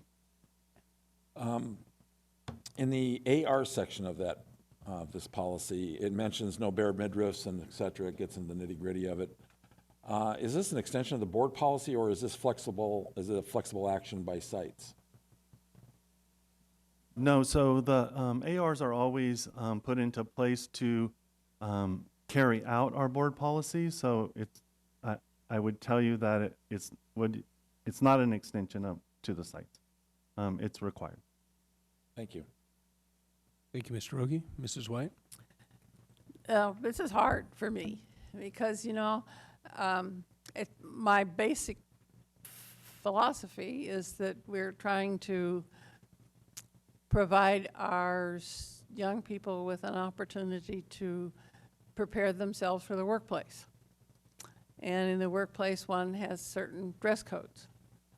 But to observe people who are in the workplace these days, it's not clear what the dress codes are. And then I hearken back to a friend who had a son who wanted to grow long hair. And this was, quite a few years ago. And his mother finally said, as long as it's clean, I don't care how long it is. So I think that's what we've done here. As long as it's clean, as long as you don't espouse things that are illegal or immoral or basically unattractive. If you're neat and clean, you could, and behave yourself. But that's a different board regulation. That you can come to school. And I think the parts about not correcting dress in front of others is consistent with our basic philosophy of not shaming. We've already talked about that with relation to the food, paying for meals at lunchtime. So I will be voting to support this. Thank you, Mrs. White. Revisiting with Mr. Rogie. One of the things Mrs. Prusso asked me to mention that she liked this, the way this was re-clarified. I realize she doesn't get to vote, but she just wanted to get her 2 cents in. But also on a point that you made about being professional and working for going to work. I witnessed last week at a restaurant in San Francisco people being turned away because they were not dressed appropriately for a restaurant, and they didn't understand. They were very young people wearing T-shirts that had explicatives on it and blue jeans where it was certainly a coat and tie restaurant. And they totally did not get it. They got mad at the maitre d'. One was swearing at them, and I went, well, this is the state of where you are. This is the society that we are in right now, but there are other segments of the society that also cling to older ways. I don't necessarily call it older ways, but I think more professional ways. So I'm just using that as an example of what you mentioned. Yeah. So thank you. Thank you, Mr. Rogie. Yeah, I'm fully supportive of it. I mean, to me, if this isn't hard, the job that's hard is the job that the administrators do.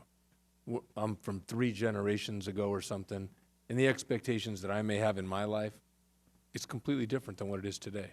And so it's an art to be a teacher in a classroom and an administrator that oversees that, and there's some generational changes that are completely different than when some of us grew up.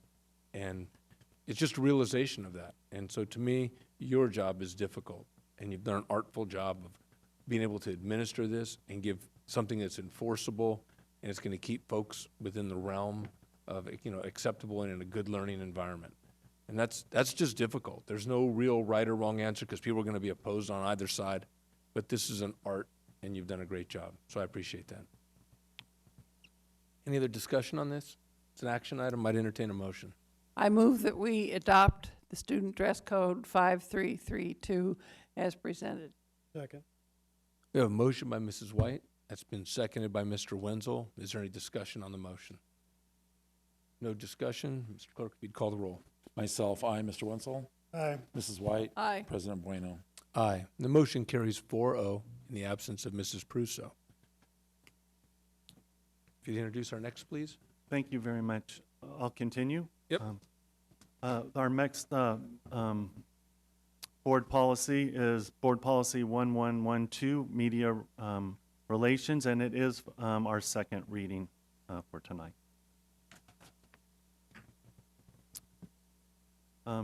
Here is the current timeline.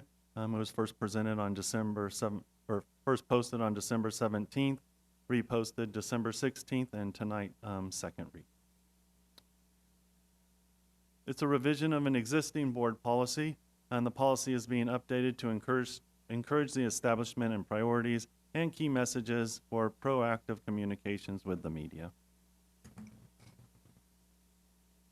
Couple of significant modifications include the superintendent or designee and the board shall periodically establish priorities and key messages for proactively communicating with the media. The district shall not impose restraints on students to speak freely with media representatives, and the superintendent or designee shall develop strategies for working with the media to provide timely and accurate information. The superintendent's recommendation is to approve the second and final reading tonight from Board Policy Series 1000. I'd be glad to answer any questions. Thank you, sir. We'll start with Mrs. White. Yes, in the notations here about the board policy, it says that the superintendent or designee and the board shall establish priorities and then shall develop strategies. Do we have any timeline that would be accomplished right here, right now? Or, I mean, 6 weeks, 6 months? Do we have established those priorities already that need updating, or how does that be planned? We already do it ongoing. I do it in conjunction with the with our designee, with Mr. Van Schack, and then Mrs. Rambo, Mr. Biondi and I. It's an ongoing thing. So we adjust whether it's crisis communications or whatever. So it's an ongoing basis because it has to constantly be updated. But it seemed to me that there would be basic priorities that we would have rather than on-the-spot implementation of something. Well, I think, Ms. White, on some of these, periodically, is that in reference, Superintendent, to the situation? Because sometimes it's not always about the plan. The plan is in place, but I think the periodic may be in reference to the dynamic situations that may happen within the district. Well, I'm just talking about priorities. I mean, a priority would be keeping students safe. And on real time in an immediate situation, how would you implement keeping students safe? You know, I'm just talking about global priorities, not how you keep students safe, but that your basic goal is to keep students safe. So I think what you might be referring to is how we have our core values, and those are the things that we have established with our board, and possibly you're thinking maybe we would establish core values around the areas of communication as well. Because we have them for budget, we have them for negotiations, we have them for facilities planning, and we have them for our core mission, which is education of children. Yeah. So if that's something that you I mean, that's want. what I have in mind. I think there's certain levels of priorities that we, as a district, feel about media relations, which need to be established not in a crisis situation. I mean, do we invite the press to our events? Sometimes we do. Sometimes we tell them about it afterwards. You're right here. The part about the students being available to journalists is part a basic philosophy. And in real time, you would deal with it with parents and in a crisis situation, you might do it differently than if you thought about it. Are you looking for like another sentence I want to know when the strategies are going to be developed. No, I know, but it's like you're looking forward, another sentence that says, with the understanding that kids will always remain safe and, you know, Yeah. an ed code section that covers what we do. I don't know if that needs to be here, because that is one of our priorities already established. Does it need to be in every section that we write? I think that the board does, I mean, when I read this, I took it that the board establishes priorities, but this, I took the periodic to be proactive, was that sometimes, I mean, as board president, I'll get a call from the superintendent and say, and we all get correspondence together as email, and we'll say, a situation just occurred at this campus, we will be messaging this. And then Mrs. Rambo will sometimes compose something, and we'll see that correspondence, but that happens, and that's within the priorities that we have established as a board. And probably tonight would be a good example, or how we do our resolutions when there were issues about students feeling safe who might be from other countries in the environment, in the political environment. Then we had a forum, Yes. and then we brought back messaging, and then we asked our board, do you agree that we could have an affirmation that all kids are our kids? So that's how we proactively communicated how we felt about it. Another example might be with the Fund Education Now. That was shared with us for the county. It was shared with you through CSBA. We have a coalition representative group that met students, parents, union leaders, and our board president and myself, and we share that through Friday Memo, and then we have an opportunity to develop a resolution that our board sees, and then that's the message that comes out. So I guess, I think we are doing that. I guess when I say ongoing is I wouldn't say that by next Tuesday, I would give you a list of all of the priorities, because right now, for instance, coronavirus is something that we're going to be messaging about, not because we have it, but because it's a concern nationally. So I think we are just a little more fluid than that. But certainly when we have our governance team workshop, that would be something, if there's something that we really want to pin people down to say, these are the only priorities we're ever going to talk about. You know, so we've, you know, then in general, what usually happens is we have give and take. People share what they're thinking, and then we present you with ideas about resolutions. I think resolutions is probably the way that the board communicates its priorities.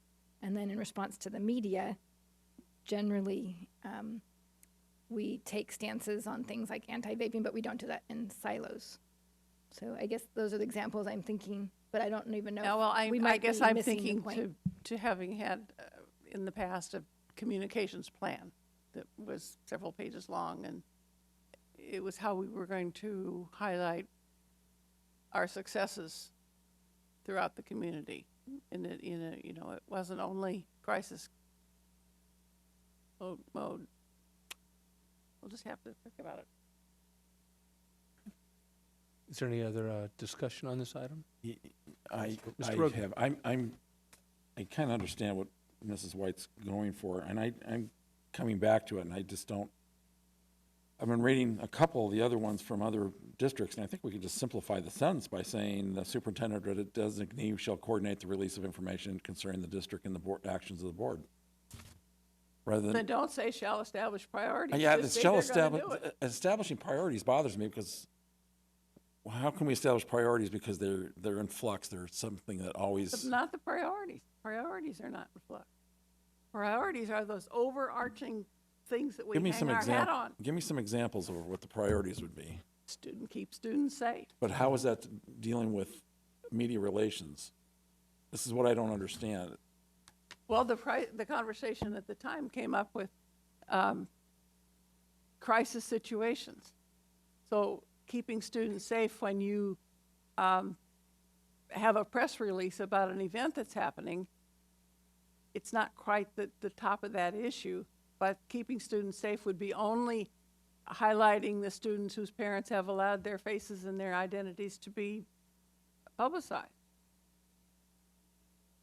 You know, I mean, I think maybe it's just me. I'm just reading this wrongly for my sake. So if nobody else is seeing an issue on it, then. Yeah, the way I understand this is, the superintendent gave a couple of examples. I think this is separate from the board priorities. The board priorities govern our actions on a broad spectrum of things. This one is specific within the realm of media communication. and there was an example given, Then but we leave can it also out of- talk about then when leave it student- out of the sentence. Well, I think, I believe, and staff can perhaps correct me if I'm incorrect on this, but I read this to believe that the periodic is in reference to situations that may be dynamic or ever-changing. In other words, there's something where students may walk out of classrooms in protest of something. We've had situations that have been dynamic at campuses, and prior to messaging, whether it's in communication to the media or to the public, to the broader, to the parent groups, there's a coordination. And sometimes those things are somewhat delayed, and we've had workshops because we can see it coming. And that's how I took this, was that we're going to establish the priorities for that given situation, and we're going to establish key messages for proactively communicating with the media. That's how I saw it. I didn't see it as any change in the way that we set the priorities of the board. That's how I saw it. On the other hand, we do have a draft of a communications plan that was begun with Mr. Tovis when he was here, and I believe that it's in a draft form probably with our community engagement department, and we have a parent engagement plan as well. So if that's more of what you're thinking, then that's certainly anything that's in draft form has not been formalized or finalized, and we might have more input in that because we had a group that was meeting last year at a task force that ended up focusing mostly on shifting to the Blackboard system.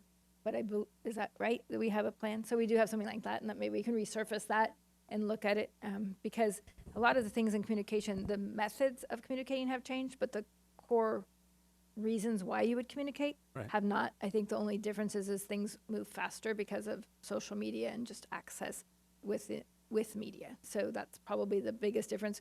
We looked back probably a few weeks ago, former Deputy Superintendent Bob Bronson shared an audit that was done back probably 20, 30 years ago, and it was basically core principles of communication that would still apply. It's just that the means then were not necessarily email and Twitter and all those things. So I also believe that this is a very fluid policy that we react to, and we want to actively participate in our communication that goes out to the media. And I think that's, if we're talking about that one paragraph, it's proactively communicating with the media regarding current issues, activities, and needs. And I think our communications does a really good job of that, whether it be our bond and our parcel tax or our needs or our STEM and all of those things that we're trying to put our not, I don't want to say spin, but our perspective on a subject before somebody else creates their own. Sure, sometimes they're timely. You need to strategize.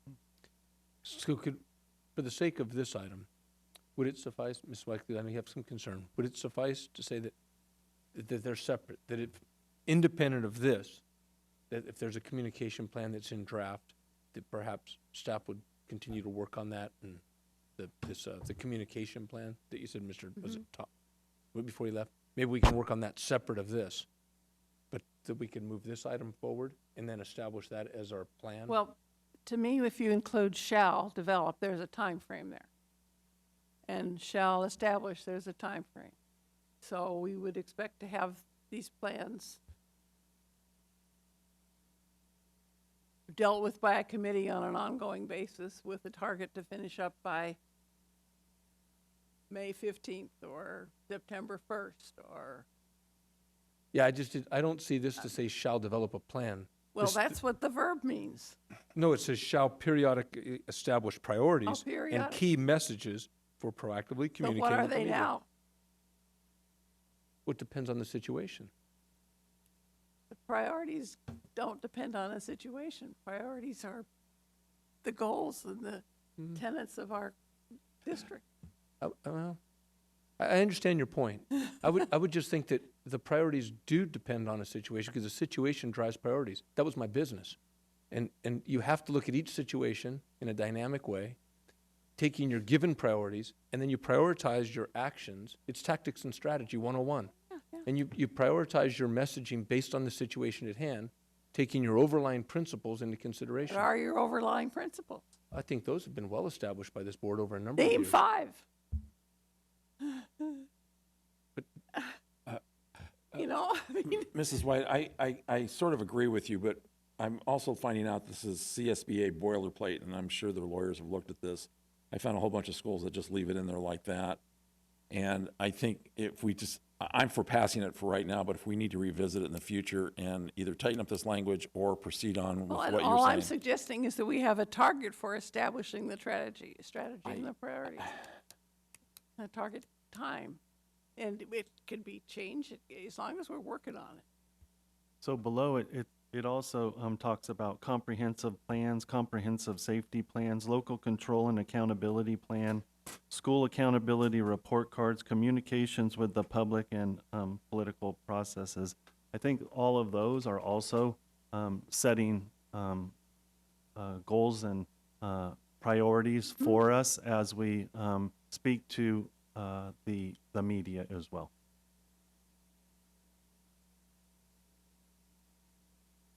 Cool.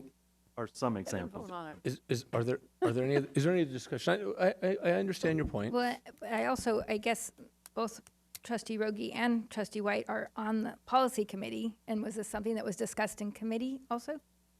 Not Or in is- very much depth. Okay. I was just wondering if Yes, that was something. yes, that- it was discussed. Okay. So, because then that would be helpful, either, it doesn't, for me, when we're having a board workshop retreat coming up, it wouldn't, we can revisit what our priorities are. For us as a district, the messages we put out are always in line with our overall district mission, which is very well established, with our multi-tiered systems of support.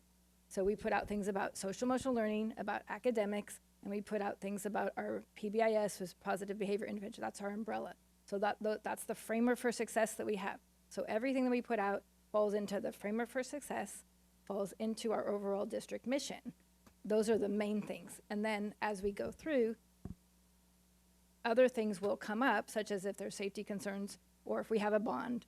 And those are the types of things that we put out. So I see it as how we proactively communicate. That's our press releases. So our press releases always will fall under that umbrella.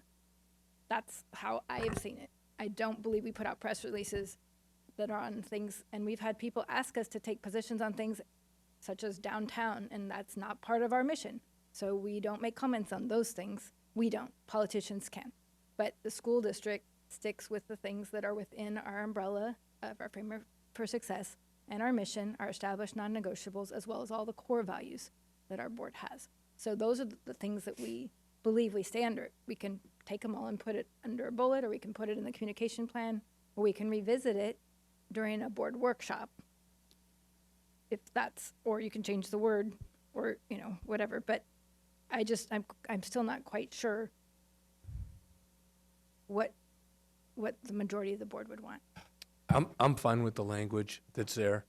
I guess, yeah, I'm fine with the language. I mean, if there's something that we need to do relative to a plan or something and have a communication plan, to me, that's separate. I haven't been on the board, for 30 years. I've only been here for 5. And in the short time that I've been here, it seems like every year we sit down and we have a priority meeting. What are board priorities? We do that. It's been my experience that we operate within the realm of those priorities. This is within the realm of that. This came out of policy. It's been read. It's been read again. And Mrs. White, you're on that committee. And then to come here and we have it like we're going to redefine it. I don't, we could interpret shall. I understand contractual language very well. I understand shall. But this is simply that it's giving the board an opportunity that when there's periodic priorities and key messages, that we'll work with the superintendent or her designee to collaborate on that. That's how I see this. I see that as the spirit of this. And if it's a media plan, that's a separate item. Okay, well, then that's the communications task force to work on that, which we did one time. Okay. Mr. Wenzel? No, I was just going to say that I think we're looking too much into this one statement to cover everything. There are so many other policies that cover communication with the public and the protection of our students and the district. And to think it's going to come all here, there's probably dozens of other sections that cover this. This is just a kind of a summary of what the district is, their priority of dealing with the media. And then if there is something else that comes up, there will be a violation of policy. So all those other things come into play. I think you're asking for more specific, but it's already been addressed in other policies. Okay. But it's also addressed in the ARs. That's where that all's Yeah, taken place. that's- And yeah. so, I mean, if you're looking for a particular timeline, I would propose 4 months. Can't do But we can't, it's not in the policy for that at this point. You know, I can appreciate that there's several ways to read this, and Yeah. I was reading it one particular way, and I think we must have read it a different way in the policy committee meeting, and. That's what I'm thinking too. There's been times I couldn't read my own handwriting, if it means Yeah. anything. Well, no, it's just a different interpretation of the same words. I mean, you've got a micro priority setting rather than a macro priority setting. I propose we move on. Are we all comfortable? Yes. All right, no further discussion. I'd entertain a motion on this item. I move so. Move to approve the existing board policy of second reading 1112. And final. Or final, excuse me, final. Second. We have a motion by Mr. Rogie to accept the superintendent's recommendation on the final reading of this board policy. That motion's been seconded by Mr. Wenzel. Is there any discussion on the motion? And Mr. Clerk, if you'd call the roll. Myself, aye. Mrs. White? Aye. Mr. Wenzel? Aye. President Bueno? Aye. Thank you. And I'd just like to, prior to the next item, just the superintendent made mention, I'll just take a point of personal privilege. It was a 56-47 victory, Granada High School over Monte Vista this evening. I digress. Mr. Vernoy. So the last board policy for tonight is Board Policy Administrative Regulations 3517, Facilities Inspection, and this is a first reading. Here is the timeline that's being presented. So it's a revision of an existing board policy, and I would also tell you almost a reorganization. As part of the Williams Litigation Settlement Education Code 17070.75 requires that each school district participating in state school facilities program have a facilities inspection system in place for all schools to ensure that school facilities are kept in good repair. And so I want everyone to understand we have a policy in place currently. Some of the significant modifications that we're including in this is moving many of the directions about implementing the policy into our board regulations from our board policy. Also, the superintendent or designee shall develop a facilities inspection and maintenance program to include semi-annual site evaluations. Currently, the state calls for 1 annual site evaluations. We are suggesting semi-annual site evaluations to ensure that district schools are maintained in good repair in accordance with the law.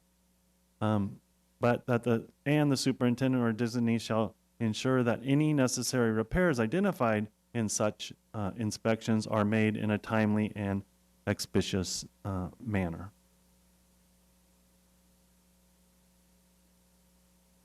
So the superintendent's recommendation tonight is to approve a first reading from Board Policy Administration's Regulation Series 3000. I'd be glad to answer any questions.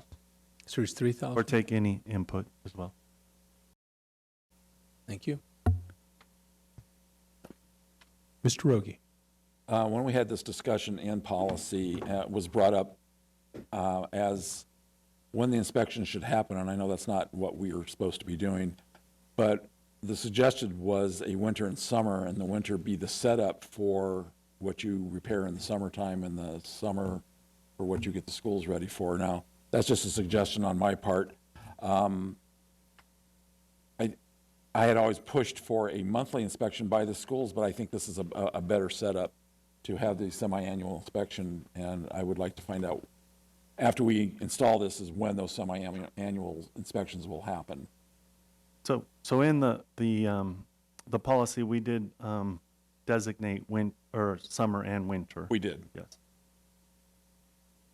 As the semi. I'm sorry, I overlooked that. That's okay. At that point, I move that we. I have one more comment. Oh, you have a comment? Yeah, just one comment. I'm very happy to see this. I threw in the word reorganization in effect, but this is, to me, this is addressing some things, and I appreciate the district. There's been some concerns, and it's some of those things we didn't have the opportunity to get to because there was a lot of other things going on.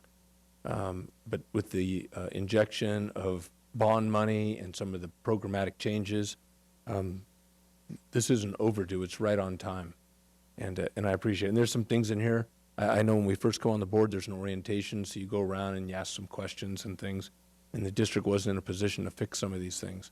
But when you see some of these things, and they sound like just normal things that ought to be in their normal actions, like that there's adequate amount of air to all classrooms, workspaces, interior temperature within normal acceptable ranges, that sounds like a given, but that wasn't practice. We tried, but there was certainly circumstances where we had failings in that regard. So I'm very happy and very supportive of the fact that we have something like this that our Maintenance Operations Facilities Division will be able to work from.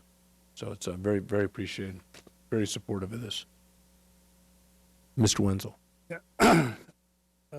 To Mr. Bueno's statement, coming on the board, how does this, I mean, we've always asked, looking at the facilities, maintenance coming in, doing these checks, beginning of the school year and, throughout the year, who's ultimately responsible for the school to make sure that things are being done?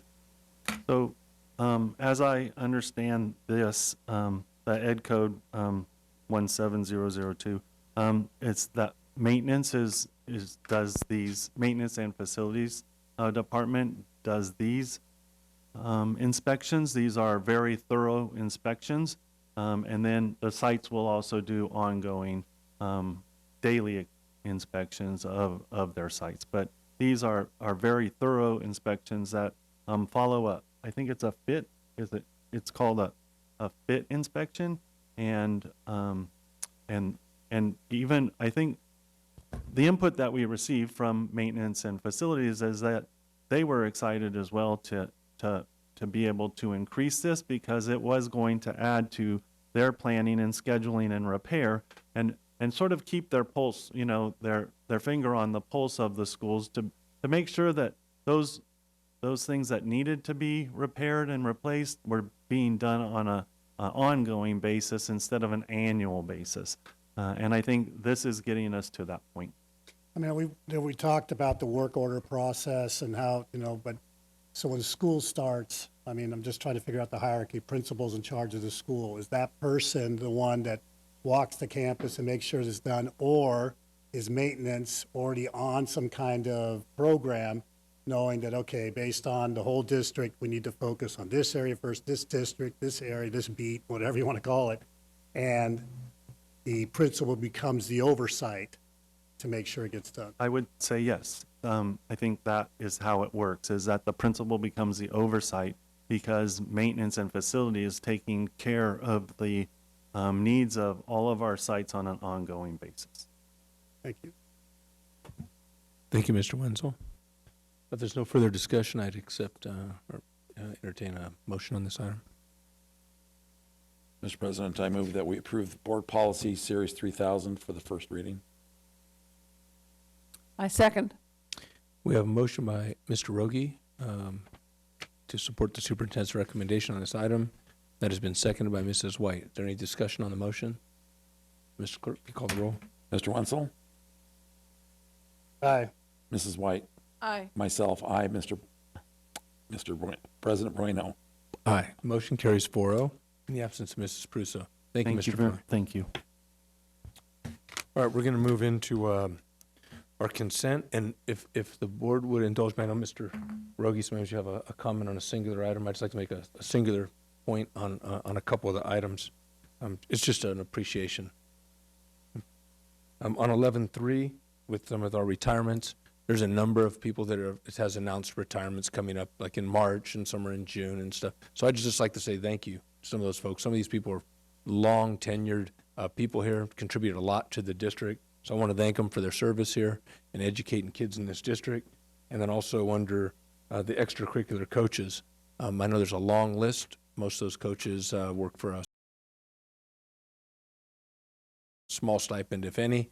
And so I want to thank them. I know there's a couple of them on there that have been in excess of 2 decades. like over at Junction, Javier Lopez has been there for well over 2 decades coaching kids in wrestling. So,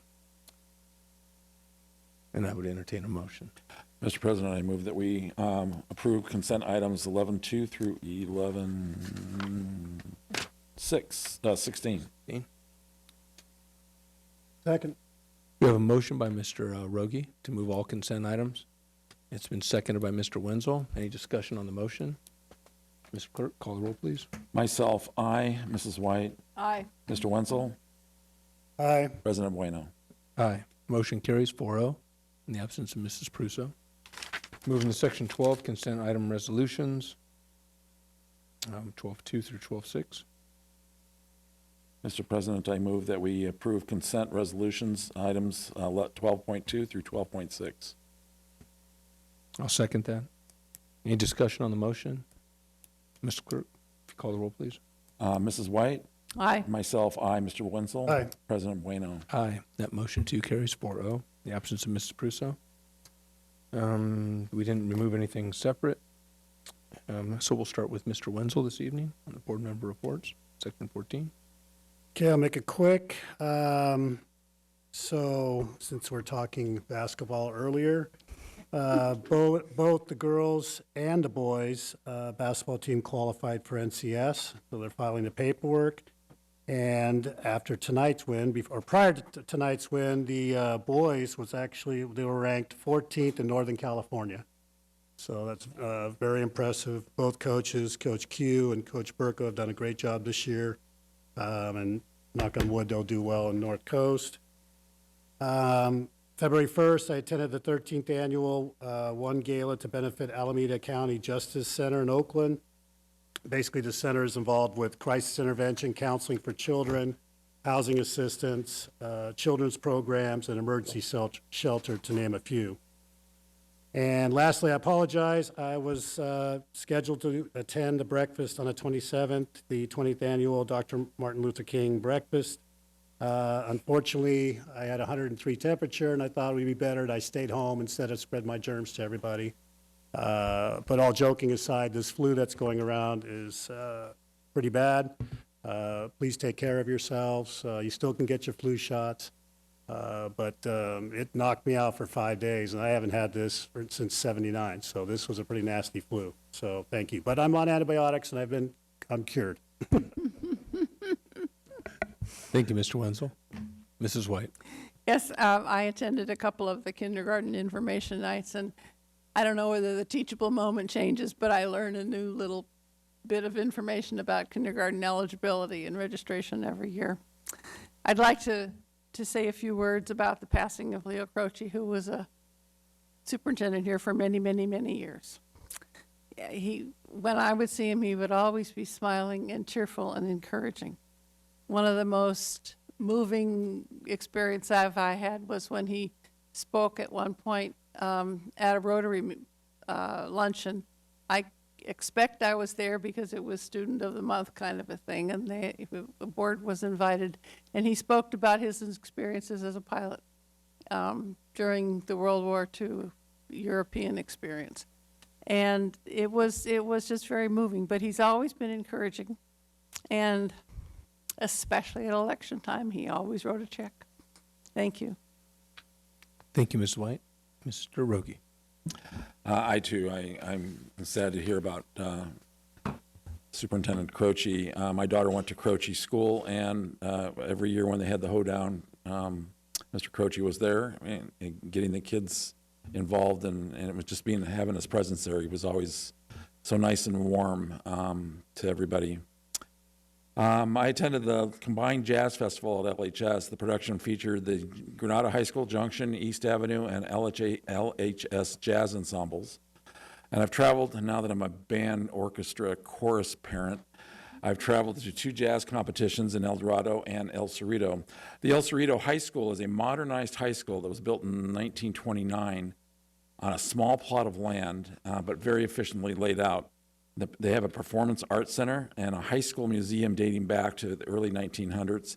Here's a fun fact, as the kids say. Creedence Clearwater members went to El Cerrito High School, including John Fogerty, and they have a nice little museum set up for that.